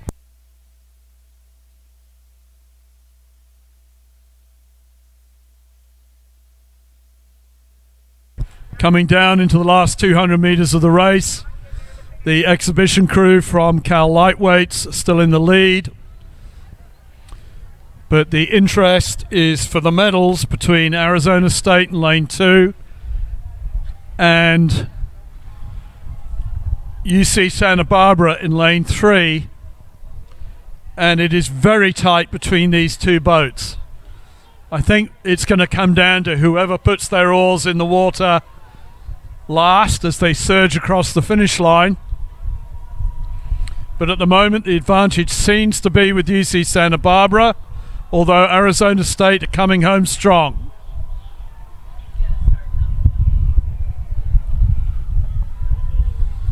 So the boat in the lead is the exhibition boat from Cal Lightweights. Unfortunately not racing for the medals. The real interest is here, but between... Oh no! They've caught an enormous crab over on the far side. And at the last minute, Arizona State have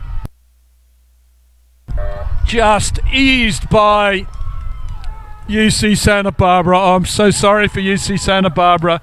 An unfortunate shipwreck in the last 100 meters just allowed Arizona State to sneak by them.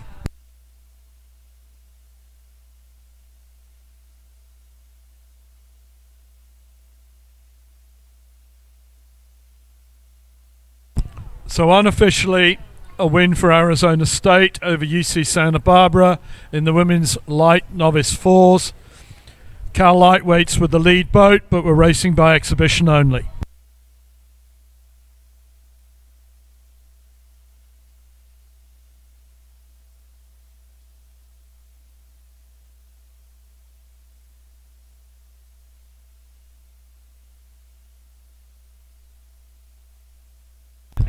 Got it, Brandon. Thank you very much for all participants. Thank you all volunteers. Thank you officials.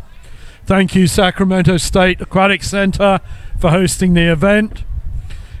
We hope that the member schools of the Western Intercollegiate Rowing Association have enjoyed their annual trip to Sacramento for their championships, and we wish all the crews a safe travel home and that their trailers all make it back in one piece. Just a word of warning, any crews or programs taking their athletes to the airport, the connecting ramp between US 50 and North 5 is closed this weekend, so you may need to allow yourself some extra time to find a way round that to get between US 50 and North 5 towards Sacramento International Airport.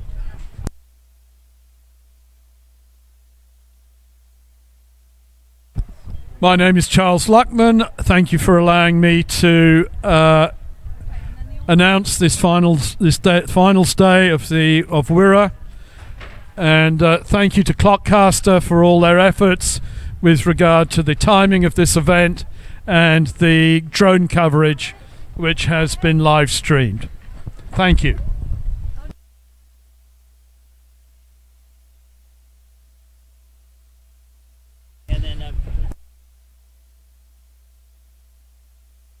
Okay, given that we have very high wind starting, we would ask of the participating programs the following favors. Could you please stack your chairs on top of the tables? Please stack your chairs on top of the tables. Please pick up all your trash and put it in the bins. Please pick up all your trash and put it in the bins. Make sure it's secure in the bins. With the last thing we need for our relationship with state parks is for there to be trash flying around the parking lot and the state park area.